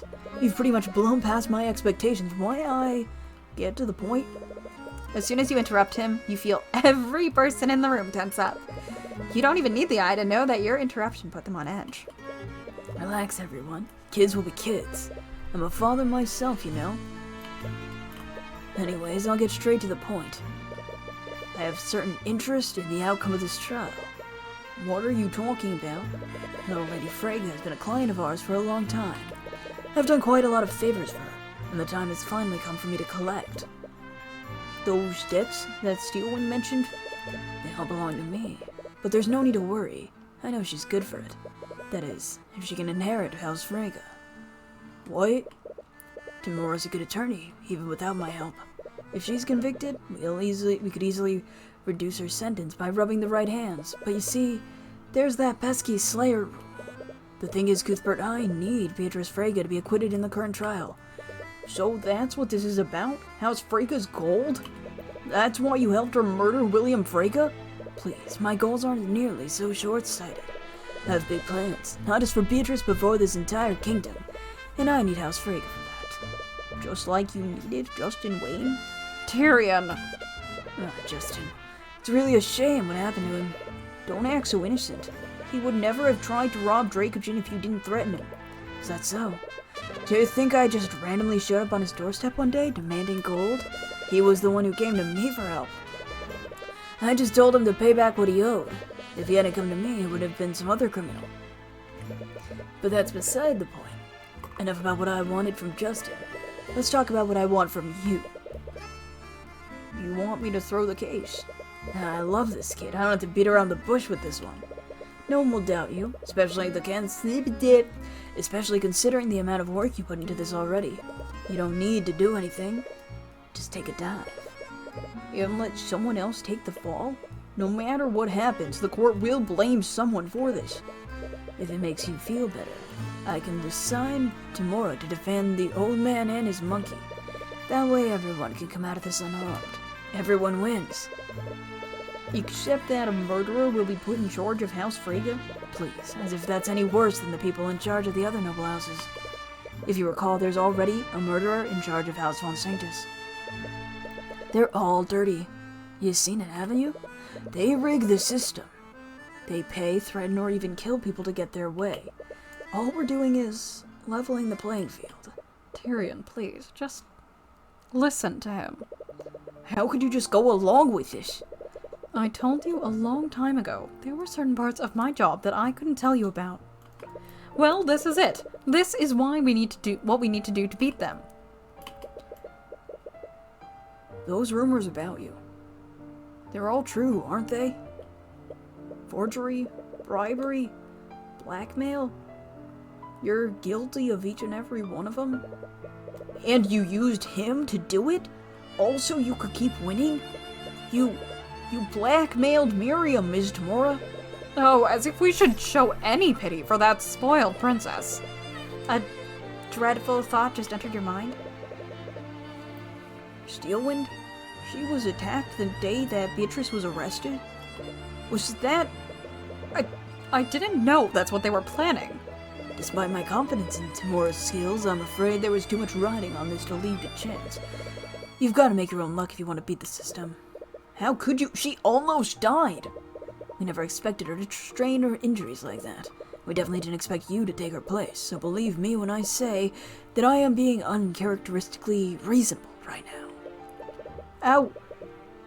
How could you even consider working with someone like him? Don't you think it's a little arrogant to judge her, Cuthbert? Why? You talk about defending people as if you two are even close to being equals. But she doesn't have the luxury of looking into people's minds, now does she? You told him about the Eye of Horus?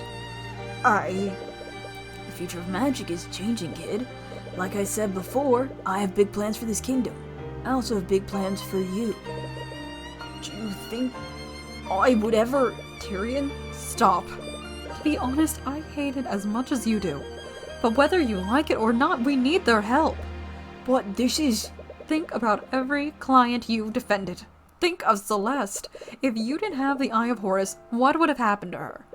If even one thing went differently, Pierce would have gone away, and Celeste would have been executed. You've taken chances and followed your instincts, and that's worked for you so far.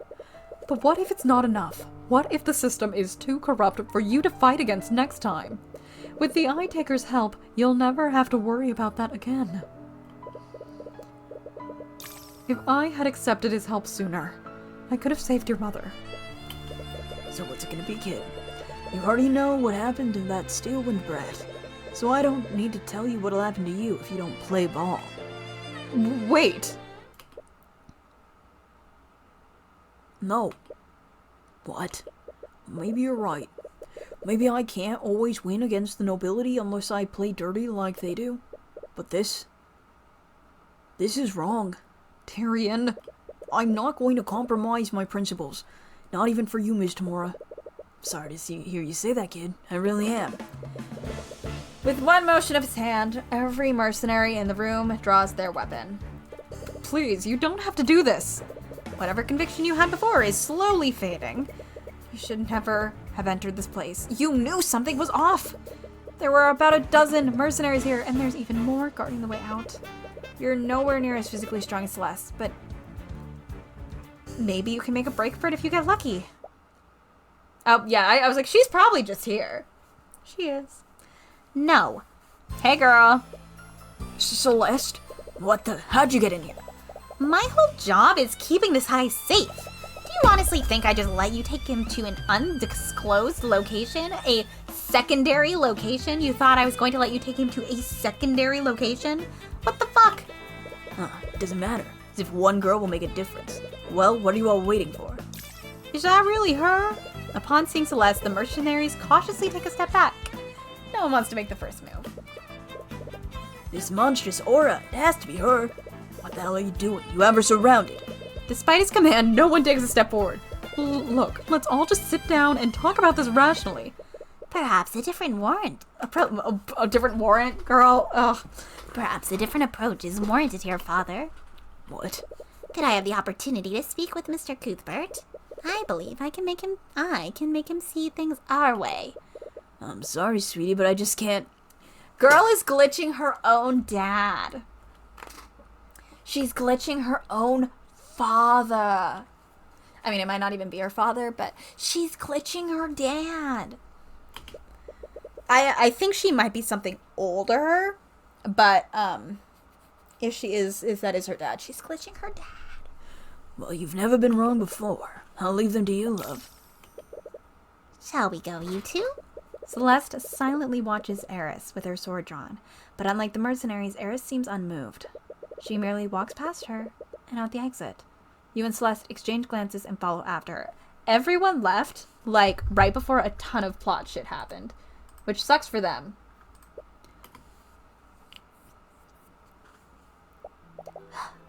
That was close. I don't think I could have fought a whole room while protecting you. Does that mean she could have fought them if she were alone? You two are really courageous to a fault, aren't you? Eris, I appreciate you vouching for us, but I'm not changing my mind about this. Oh, I'm well aware of that. Why do you think I intervened? Oh, well, thank you? Is this really okay? Won't your dad be mad? I should be asking Tyrion that same question. You've seen your adoptive mother's true colors and rejected them.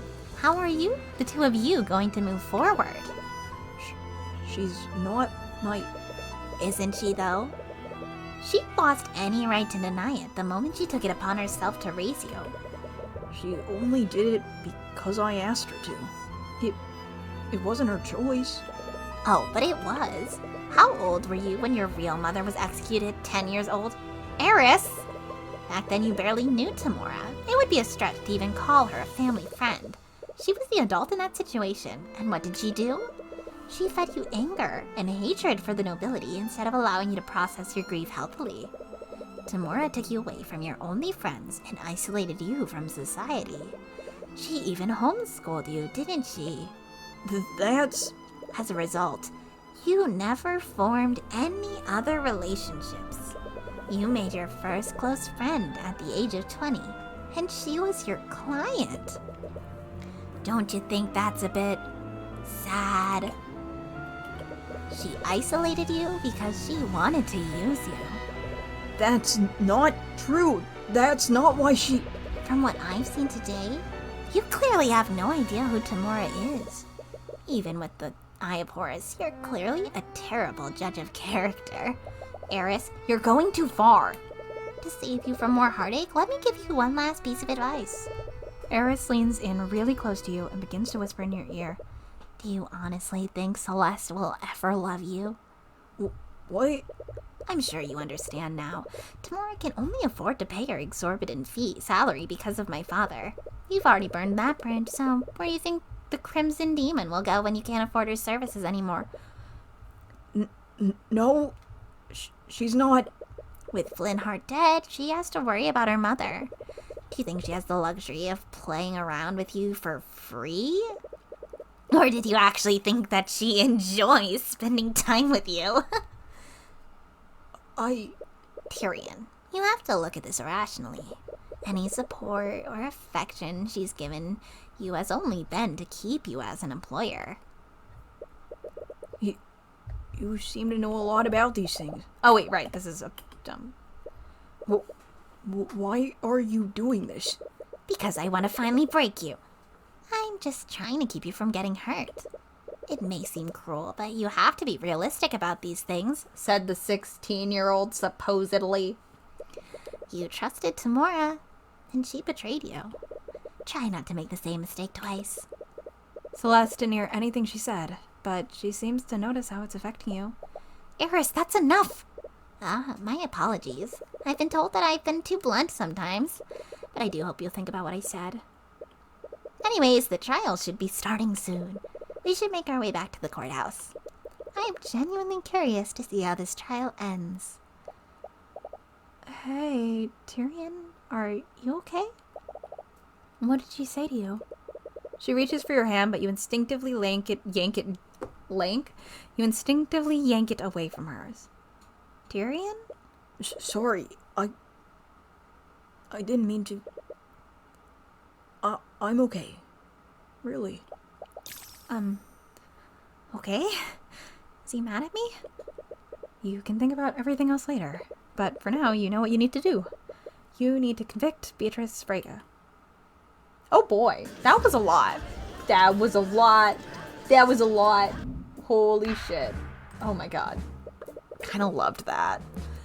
Court is now resumed for the trial of Beatrice Frege. Is the defendant prepared to take the stand? Tamora, I asked you a question. Is the defendant prepped or not? She is. If the prosecution still wants to move forward with... The prosecution will be moving forward with this. Please bring in the witness. Do you still see it, Celeste? Yeah, it's still there. Should I reveal it now? No, let's really make a point of it. Wait for my signal. Thank you for agreeing to take the stand, Ms. Frege. Mr. Cuthbert? It's my understanding that you were with the two princes for most of the night. Yes, I was. Which is why I'm still quite confused as to why I'm being charged for this crime. Out of everyone there that night, I'd have thought my alibi was the most solid. That remains to be seen. Clearly. Anyways, since you still maintain your innocence, you'll have no problem going into detail about your supposed alibi?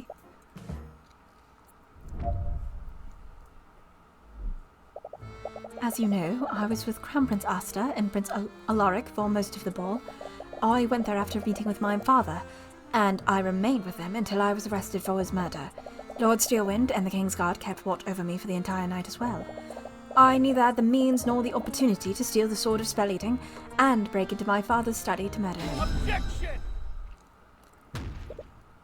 And that, Ms. Frege, is where you're mistaken? You definitely had the means to commit both crimes while under the eye of everyone there that night. The most effective tool an attorney has is revealing a contradiction in a witness's testimony. It not only completely shatters your opponent's argument, it also makes the court doubt whether the witness is acting in good faith. Usually you've used evidence to reveal contradictions like this. Now, Celeste. A burrito. Wait, what are you doing? Oh! What the fuck is that thing? Your Honor, the witness testimony is clearly... Oh my god, what the hell is that thing? We're the same person right now. Tyrion, get behind me! A monster! It's a monster! Someone call the Inquisition, the King's Guard, anyone! Your Honor, can you please restore order? Oh, Your Honor. Yeah, he fled out the back door the moment he saw me. It can talk? It's a demon, it must be. It's just like the legends say. Can we all just calm down? It takes a while before you can get everyone in the room to settle down. Eventually, it was clear that the demon wasn't intent on harming anyone, at least not yet. The court ordered extra guards just in case, and you're eventually able to bring everyone back to the courtroom. Yeah, I was also expecting a bird, I think. I will say, I think there were demons mentioned earlier, but it was so in passing that I thought it was something for the next case and not this one.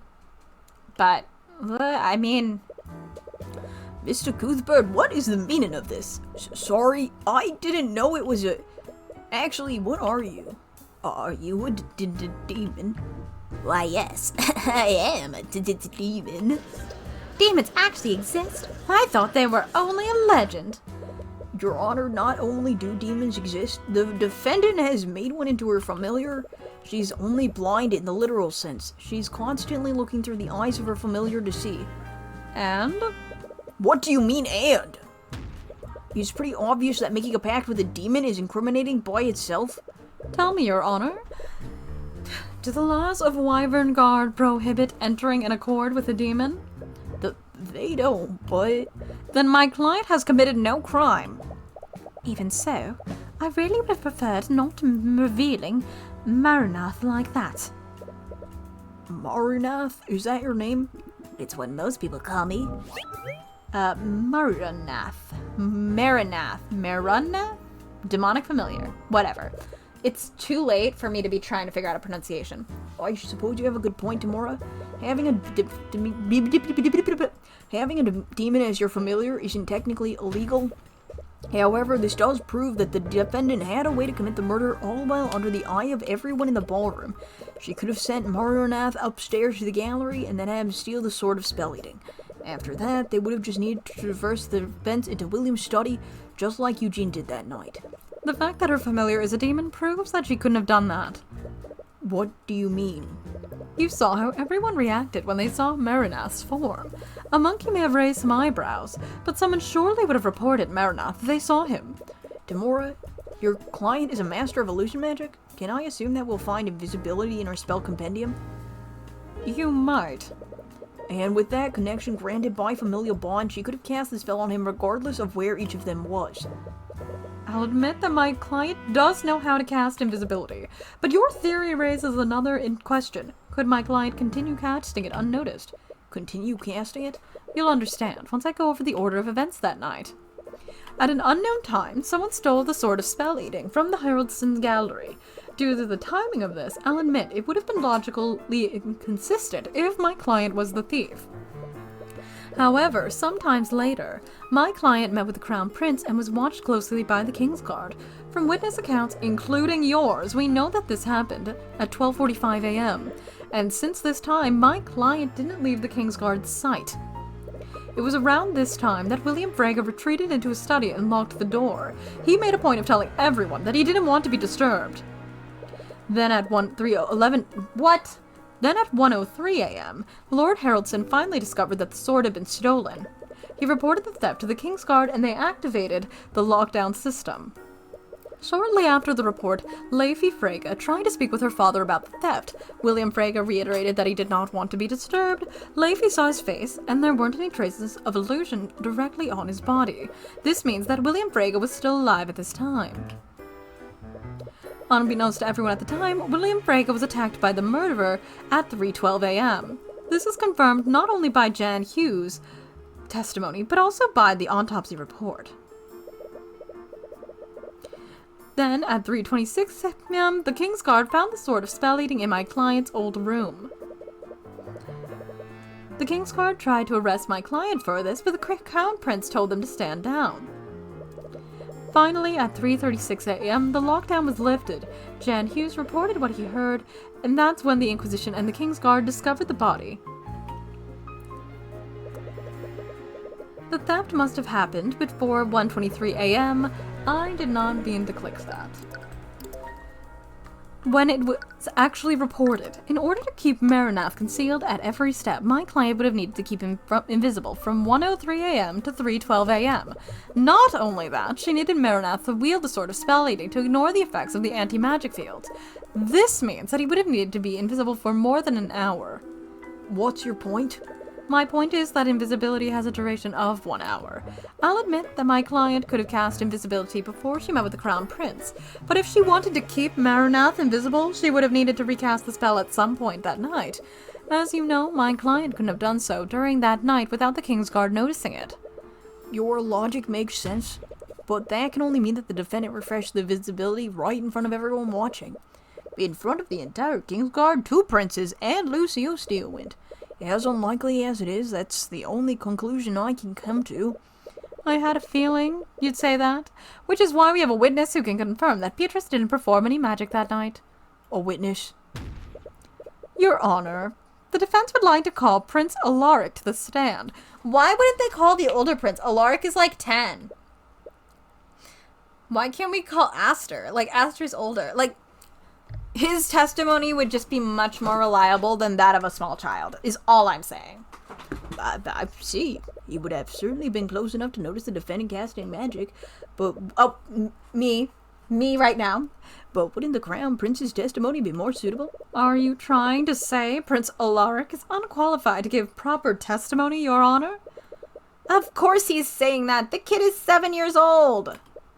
No, of course not. Is the prince ready to testify? Grow a spine, for Lord's sake. Baby! Thank you for coming in, Prince Alaric. Could you please... Oh god, I gave him an accent. I think everyone made jokes about it sounding a lot like Luke, but more refined. Hold your tongue, knave. You will speak when you are spoken to. Oh good. He sounds exactly like Miriam when we first met her. Honestly, he behaves exactly how you'd expect a prince of this rotten kingdom to act. Aster's the one odd one out in this situation. Makes you wonder what made him so down to earth. I love Aster. I'll be sad if Aster turns out to be a shit guy. Your Highness, Mr. Cuthbert believes the defendant used her magic while she was with you and the Crown Prince.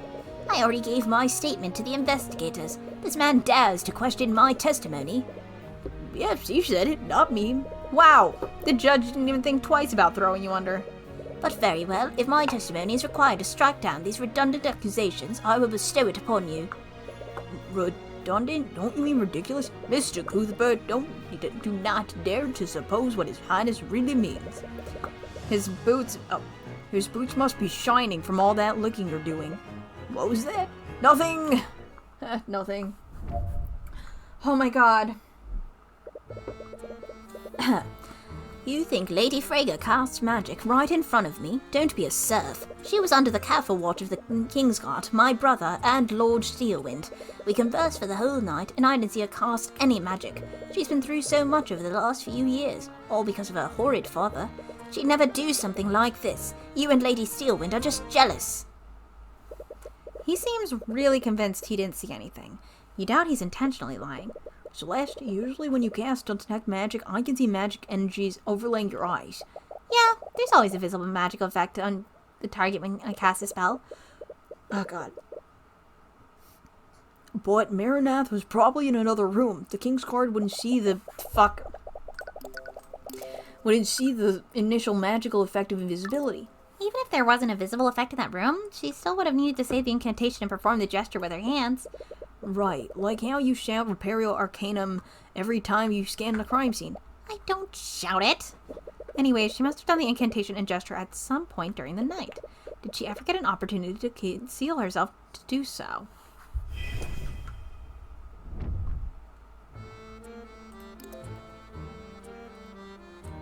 Oh, fuck. There are a lot of factors involved, honestly. Stamina and focus are a big part of it. Assuming she's in perfect condition, what's the bare minimum she would need to do? Well, she would have to focus her magic, say the incantation, and perform the gesture with her hands. All at the same time. That does sound pretty conspicuous, but she must have hidden it somehow. Yeah, I was gonna... It's a clap. If I recall correctly, you and your brother were with her until she was arrested for the murder. What did you speak about? She told us stories about what she did while she was away. She was researching something. I forget what she said. Something about the old cult. Do you mean the occult? Yes, that's it. She was researching ghosts and demons. Considering who her familiar is, her research must have paid off. Anyways, Your Highness, could you please add this to your testimony? If I must. She told me and my brother how the occult are fascinating phenomena. I didn't see her cast any magic. When you saying the occult is a fascinating phenomenon, be more grammatically correct? Come on, Tyrion, don't be one of those guys that corrects other people's grammar. Yeah, we all say things incongruently sometimes. You feel like you might be projecting a little. Let's see, is there something I can present?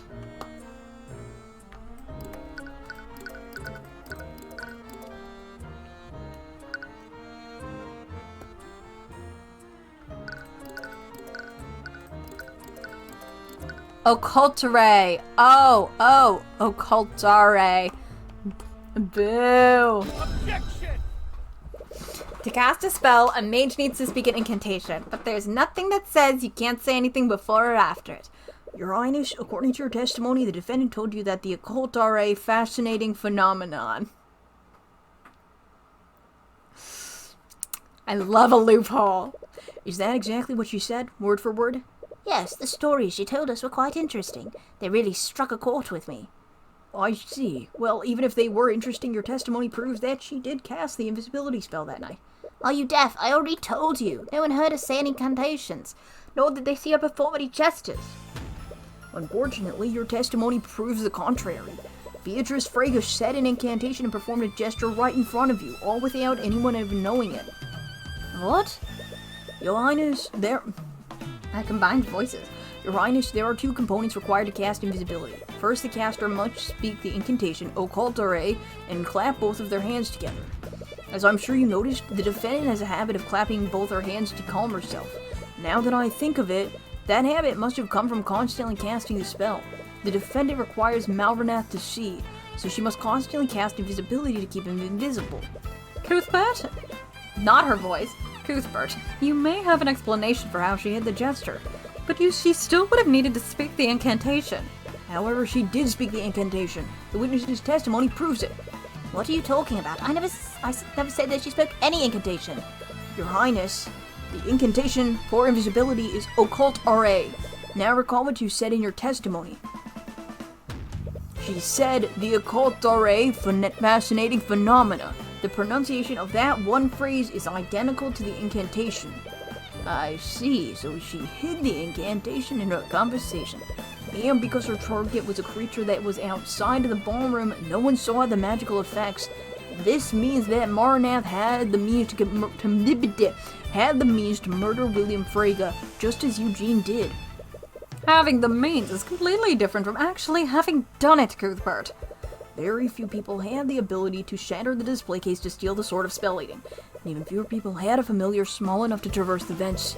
Which also makes Haraldson's familiar an equally likely suspect. Unlike my client's familiar, he admitted to breaking into William's study that night. If your client's familiar is truly innocent, then why not have him testify before the court? I see. Well, it's not as if he's the first unprecedented witness we've had today. Is Marnath willing to testify, Miss Tamora? You see Tamora deliberating with Beatrice and Marnath. You can't hear what they're saying, but they're clearly in disagreement with one another. Marnath in particular seems to be the most vocal about his displeasure.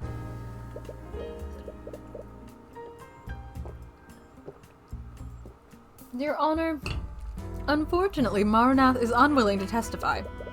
Why the change of heart? My client's familiar may be a demon, but he's afforded the same rights as any other person. He's not obligated to testify. You look at Marnath and he's grinding his very sharp teeth together. For some reason, he appears to be looking at you with intense hatred. Why are they being so secretive all of a sudden anyway? A witness can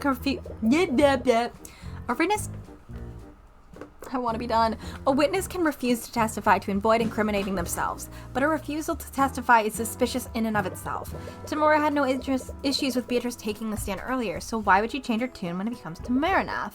And despite what she said, Marnath seems to like he disagrees with their decision the most. Is it possible that he's the weakest link of the 3 of them? If so, he might be the key to implicating them. Thank you. You wonder. I see. Marnath is well within his right to refuse, if that's truly what he wants. It is. Well, I suppose it's for the best. I doubt he'd be able to corroborate your story at all. Marnath grinds his teeth together. It sounds like metal grinding on metal. Considering his diminutive figure, I don't blame him for being a coward. Mr. Cuthbert, could you please refrain from provoking the literal demon? Now would be a good time for an objection. Oh, it's fine, Your Honor. He can't do anything without his master's word.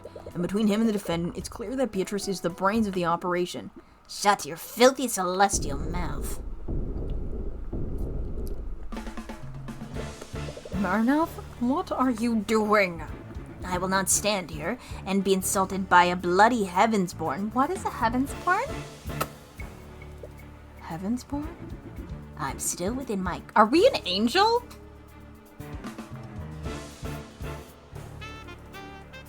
I'm still within my contract, and I will not flee from the likes of him. You want my testimony? I'll give you my goddamned testimony. Objection! Your Honor, my client does not consent to having her familiar testify. Mr. Mora, didn't you say earlier that Marnath is afforded the same rights as any other person? He has a right to refuse to testify, but only he can decide if he wants to exercise it. And he's clearly intent on giving it. So, Marnath, why don't you testify about what you were doing on the night of the murder? Gladly. Oh my god, this is a long case. I thought we were so much closer to the end, but there's more going on. I provide sight to my keeper while she spoke with the princes. I'll admit she did cast invisibility on me during the conversation. She needed to keep me hidden after all. But I never left the room where my master was. Nor did I steal the spell of sword eating. If you have nothing on me, you have nothing on me, Heavensborn. You don't even have proof that I entered William Frega's study. Do you honestly expect us to take your word for it, or do you have any evidence to support your alibi? I only speak the truth, Heavensborn. There were mages other than my keeper who could have stolen the sword. Why does he go from keeper to master? And by your own admission, none of your witnesses saw me on the night of the murder. The one lacking evidence is you.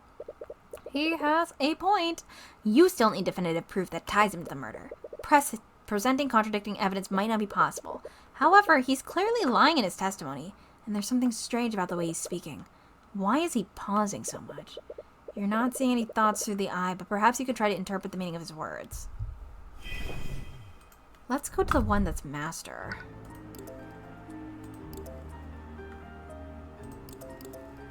So my keeper. My master. Objection! He keeps taking pauses before certain statements, but not all of them. And more importantly, his word choice was different. Did he slip up? Marnath, it looks like you misspoke and used the wrong word. What? Through most of your testimony, you referred to Beatrice Frege as your keeper, but you referred to her as your master during one statement. Why is that? For the first time, he doesn't have a response. So I'll ask you again, did you leave the ballroom that night?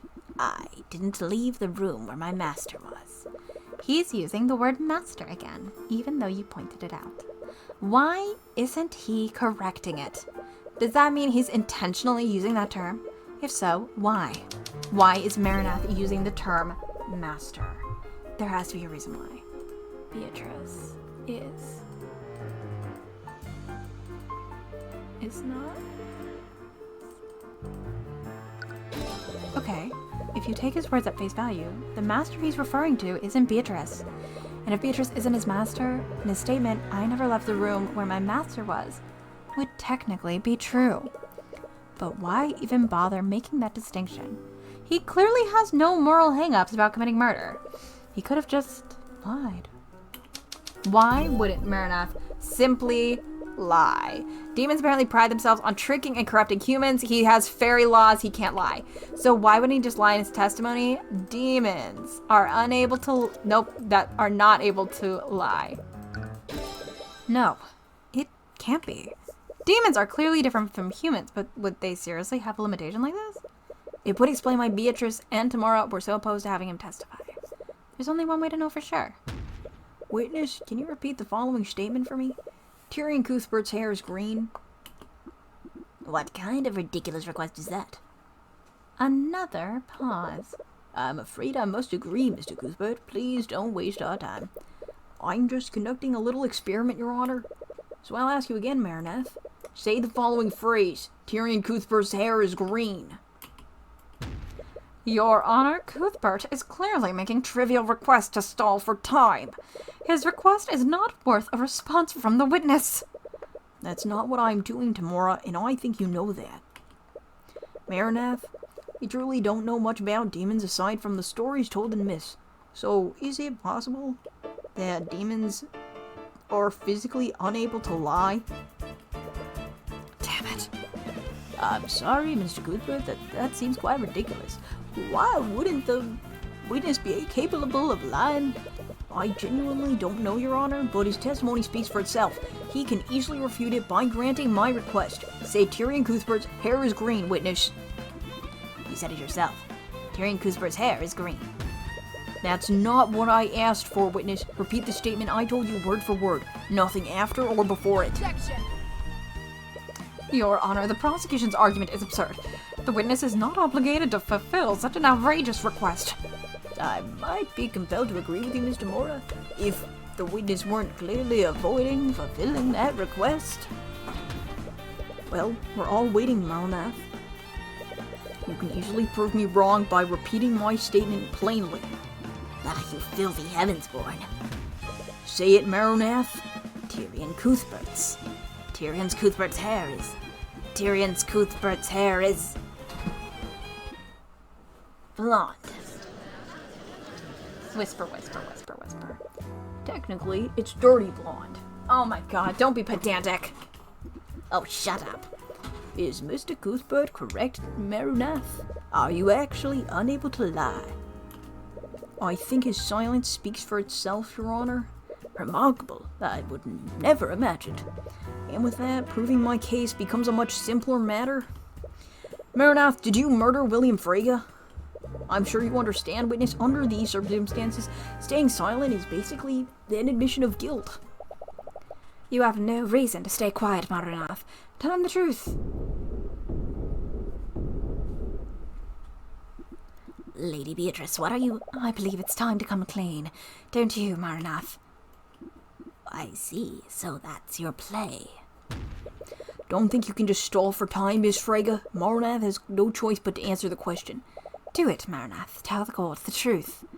To answer your question, yes, I did murder William Frege. What are you doing? Miss Frege, does this mean you are also confessing to the murder? Oh, Your Honor, I am not confessing to anything. This confession comes from Marnath himself. But your own familiar just... Let me ask you a question, Marnath. Did I order you to murder my father? No, you did not, Lady Beatrice. What are you talking about? You're lying, aren't you? Demons are physically unable to lie, Mr. Cuthbert. Damn it, she's right. She must have done something. Did she plan for this? She must have arranged things so that statement would technically be true. She could have asked someone else to give the order, or she could have just implied it. Either way, she can just plead ignorance and blame everything on Marnath. Still, this isn't over. Oh, is that so? Let me tell you, this trial was over the moment Arya turned her blade against me. I don't care who you are, man, king, or demon, you're not going to get away with this. Usually I say God, but we have a demon on our hands. Oh, I do love the gravitas. The gravitas behind that. But I wonder how long it'll last. Hit me with your best shot, Heavensborn. What the fuck does that mean? Argument. Beatrice Frege, you may not have technically ordered your father's murder, but you were clearly acting with malice. You brought something dangerous into the manor, something you knew would harm your father. Oh, really? And what would that be? The fuck? Why do I have a timer set for 12:18 p.m.? a.m.? Jesus Christ. I didn't bring anything dangerous into Frege Manor. What was so dangerous that it implies lethal intent? You're fucking demon?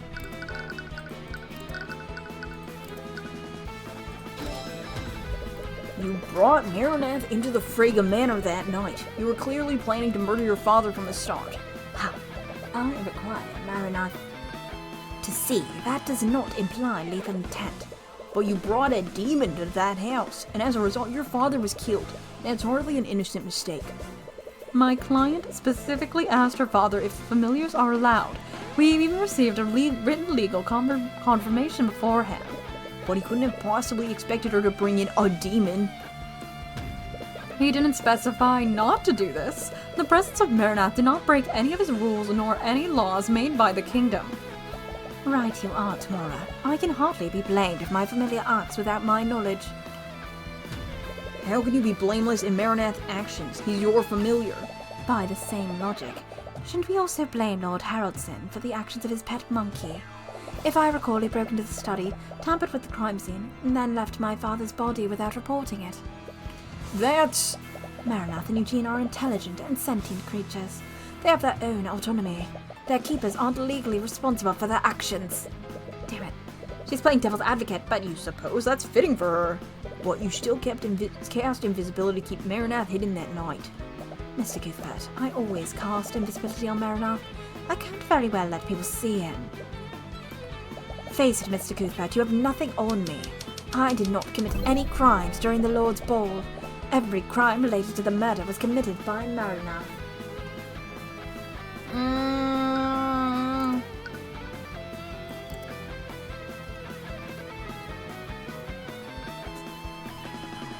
I think it's probably this. I guess he could have shattered it through her, but he would need her spell, right?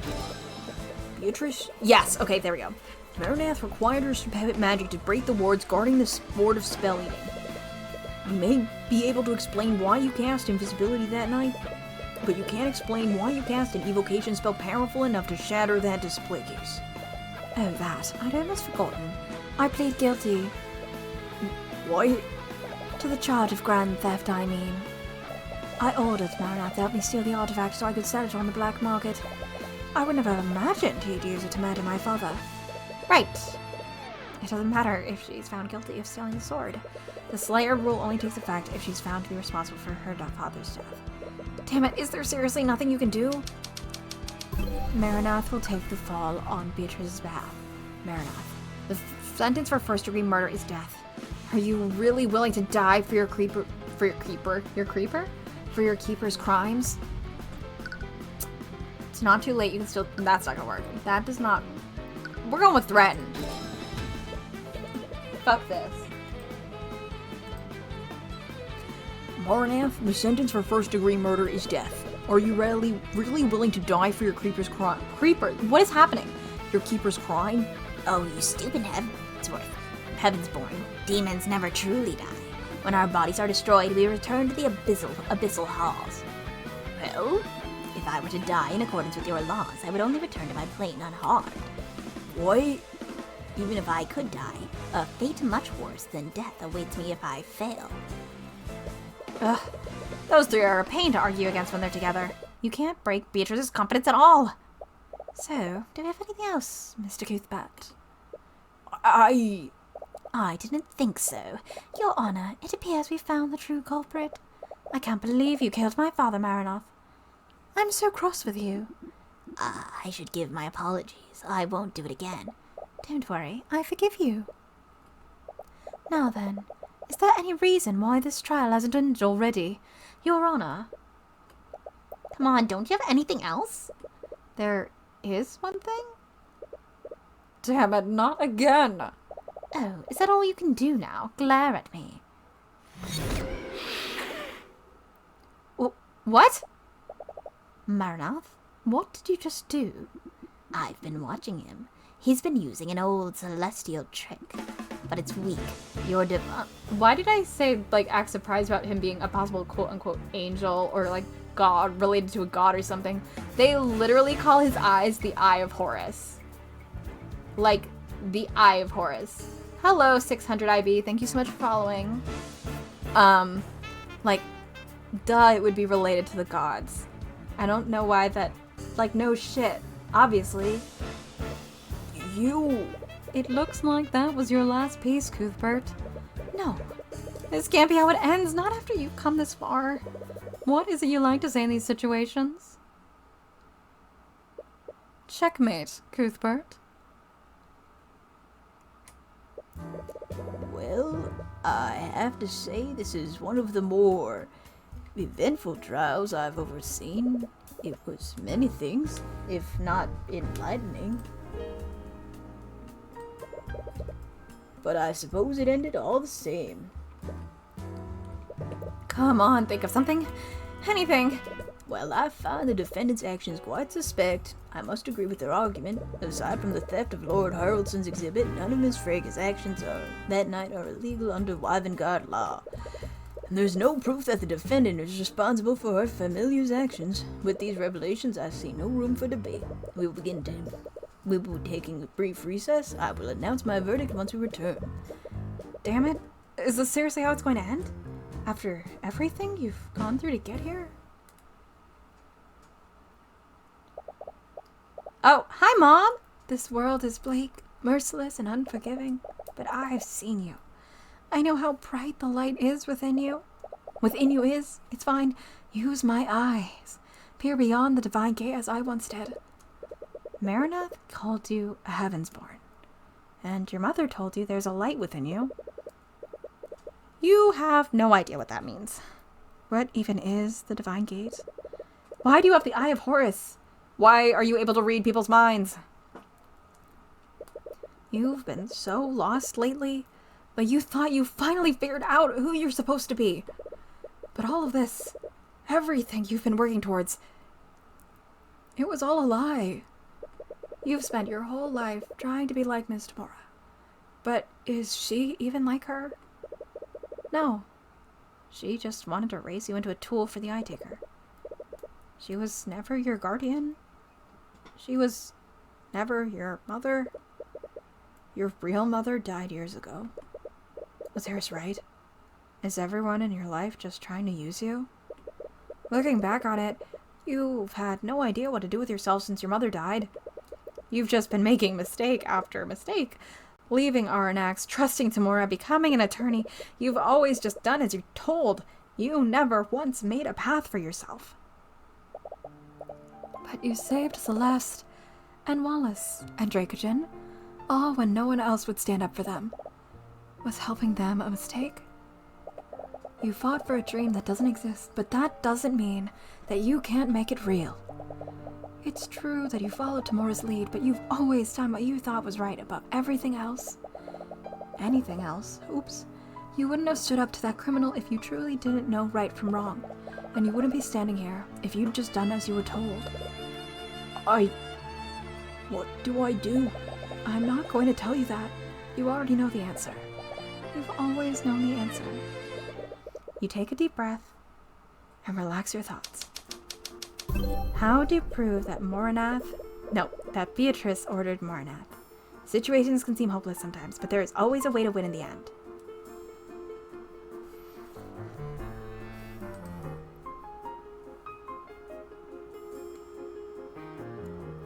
This whole time we've been talking about how we don't have physical evidence, so maybe we use physical evidence that connects.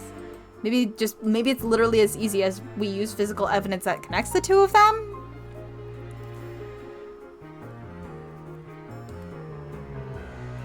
Because we keep talking about physical evidence.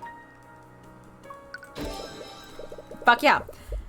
In order to convict Beatrice, I need to prove that she was responsible for Maranath's actions. People leave trails. Even when they think they've committed the perfect crime, something always gets left behind. There has to be something that proves Beatrice gave Maranath the order. Beatrice's relationship with Maranath is clearly different than a relationship between two humans. What is unique about Beatrice's relationship with Maranath? There's a specific way their relationship works. Their connection is facilitated through a spell?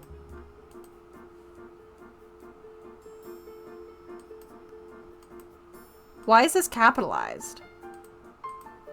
Is it this because it's capitalized? This is a silly reason to guess it, but who cares? Oh, okay. There's a specific way their relationship works, or their pact, as Maranath calls it. Wasn't there something that someone said? But was it? Who told you something about demonic paths? Woo! Well, I imagine because we had the flashback earlier. Why is this so loose? We had a flashback earlier to, I'm sure that sounds awful. I'm so sorry. We had a flashback earlier to the professor history dude telling us something about them. So let's present him.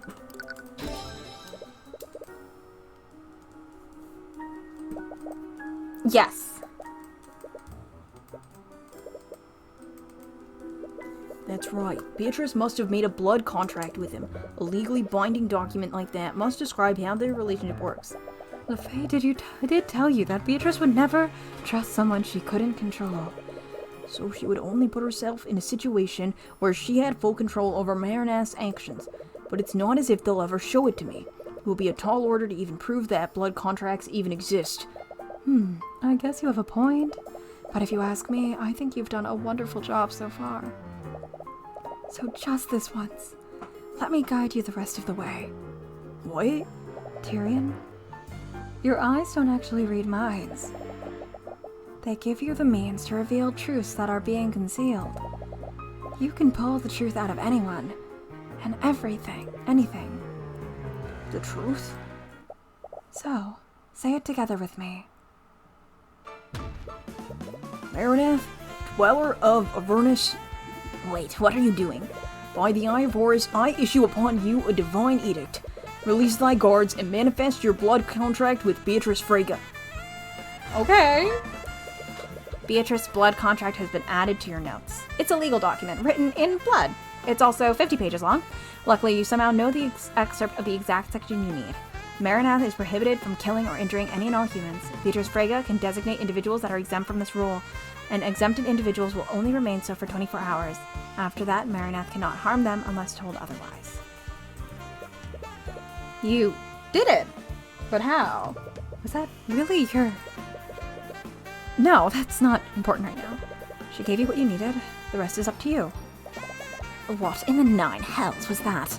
You, when did you learn to... Mr. Cuthbert, what just happened?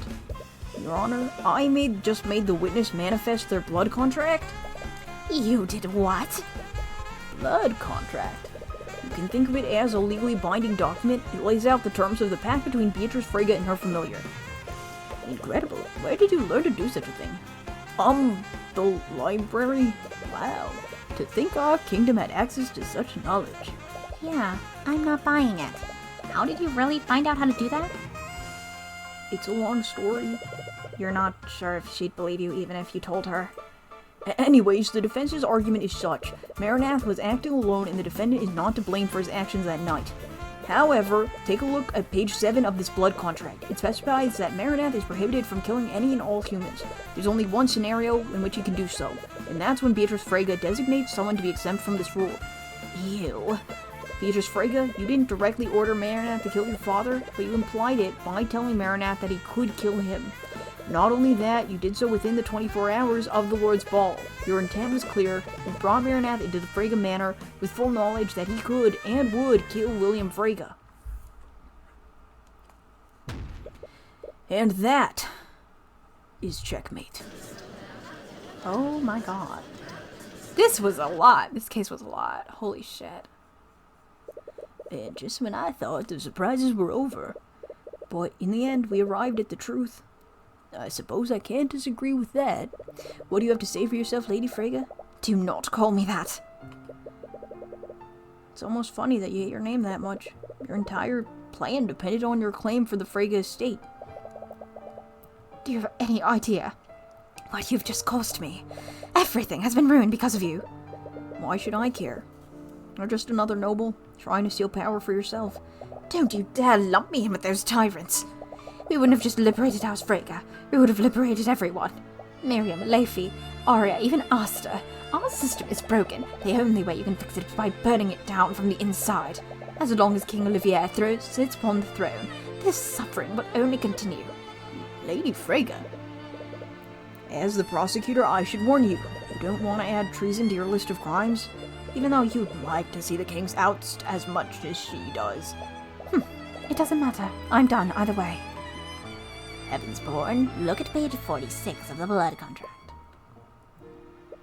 By accepting this pact, Beatrice Frege forever binds her soul to the abyssal hells. I called it halls earlier. It's hells. If Beatrice Frege fails to pay her debt by claiming House Frege and all of its assets, her soul, her mind, and her life will be claimed by the Empress of Discord. Eris? Empress of Discord? I'm howling at the moon. Crazy. The contract goes on to name several parts of House Frege's holdings. There's very little room for ambiguity. Arya was almost right. She jumped to the wrong conclusion. My debts were never to the Eye Taker. They were to the abyssal hells. I keep almost calling it halls, I'm sorry. Why would you agree to something like this? Because I miscalculated. In this folder are records of your many plots against House Steelwind and the Crown.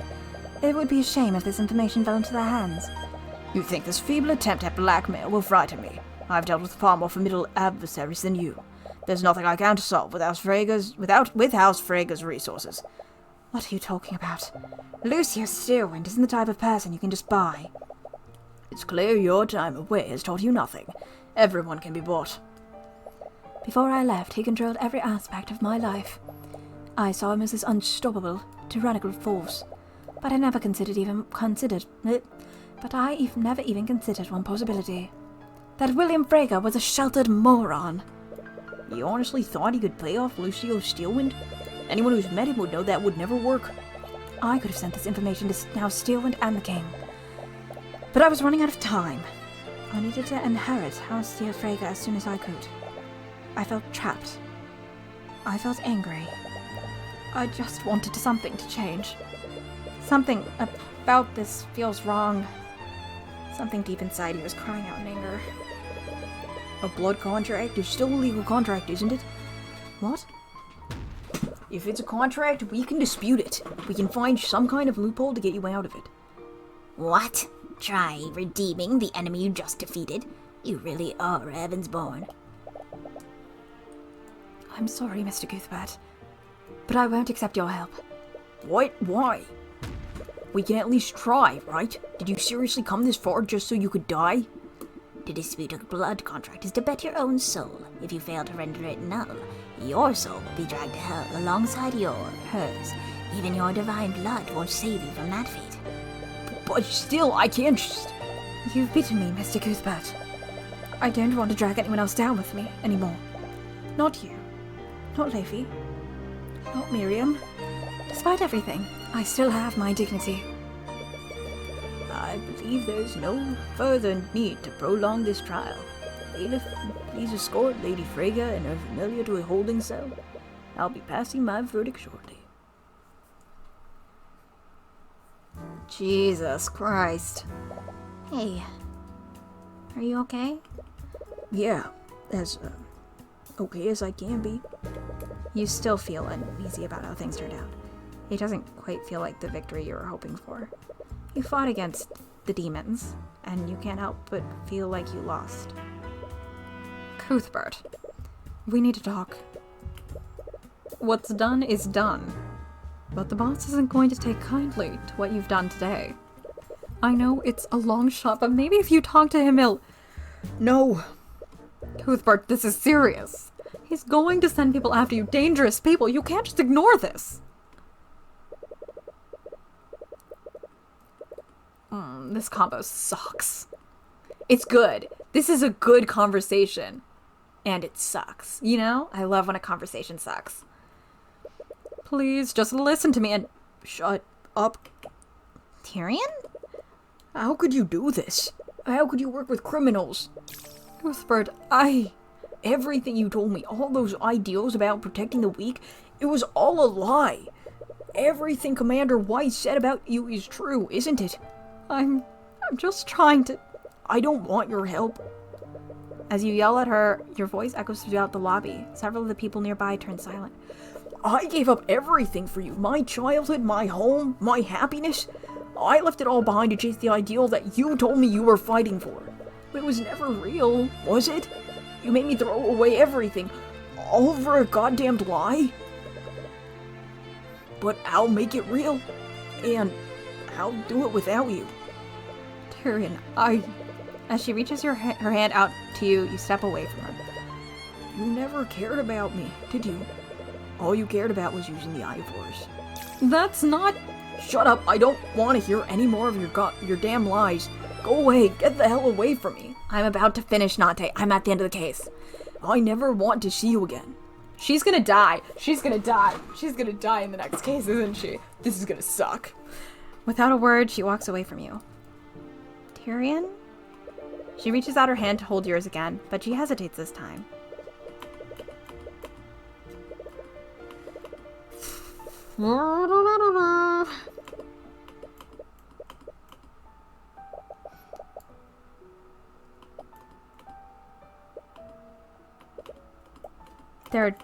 Love this little montage to make you more upset.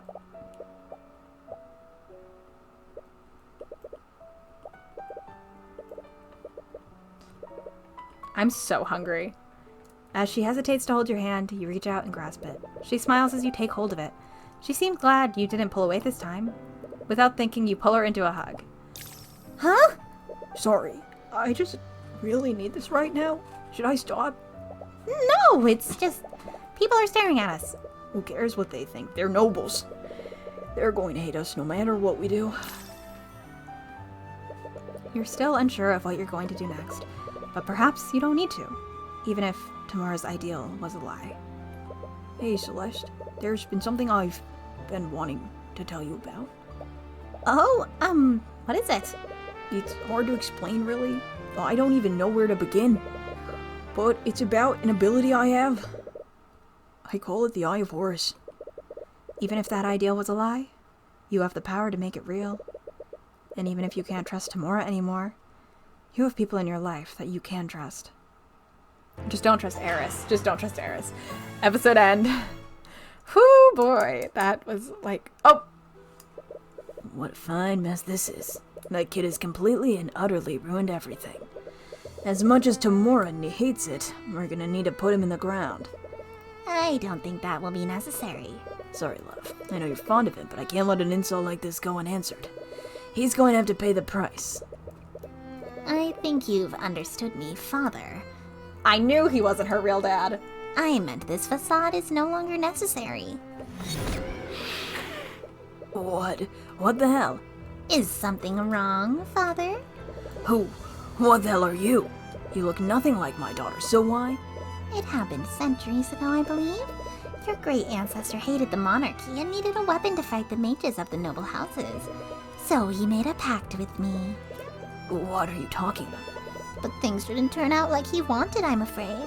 Poor Lord Lierin's plot was discovered, and his noble house was stripped of its rank and status. His very name was stricken from the annals of history. He was supposed to give me Wyvengard, but I had to settle for claiming his bloodline. Lieren, how do you know about my name? No one knew about that name, not even my real daughter. I know, it's been centuries, but I haven't forgotten, John. Everyone in your bloodline belongs to me, including your daughter. You bastard, what did you do to her? What I do to all my prey. I made her suffer. No. Did you know she was crying out for you for months? I made her watch, you know. I made her watch as I took her place. All while the father she so desperately called out for forgot who she was. All while my minions slowly and painfully tore her soul apart. You monster. You goddamn monster. I enjoyed her torment while it lasted. But even that couldn't satisfy me. What I really crave is the blood of a celestial. That's what this is about, that stupid kid. But I can't have you kill my dear Tyrion just yet. At least not until after I'm done with him. You goddamn demon, I'll kill you.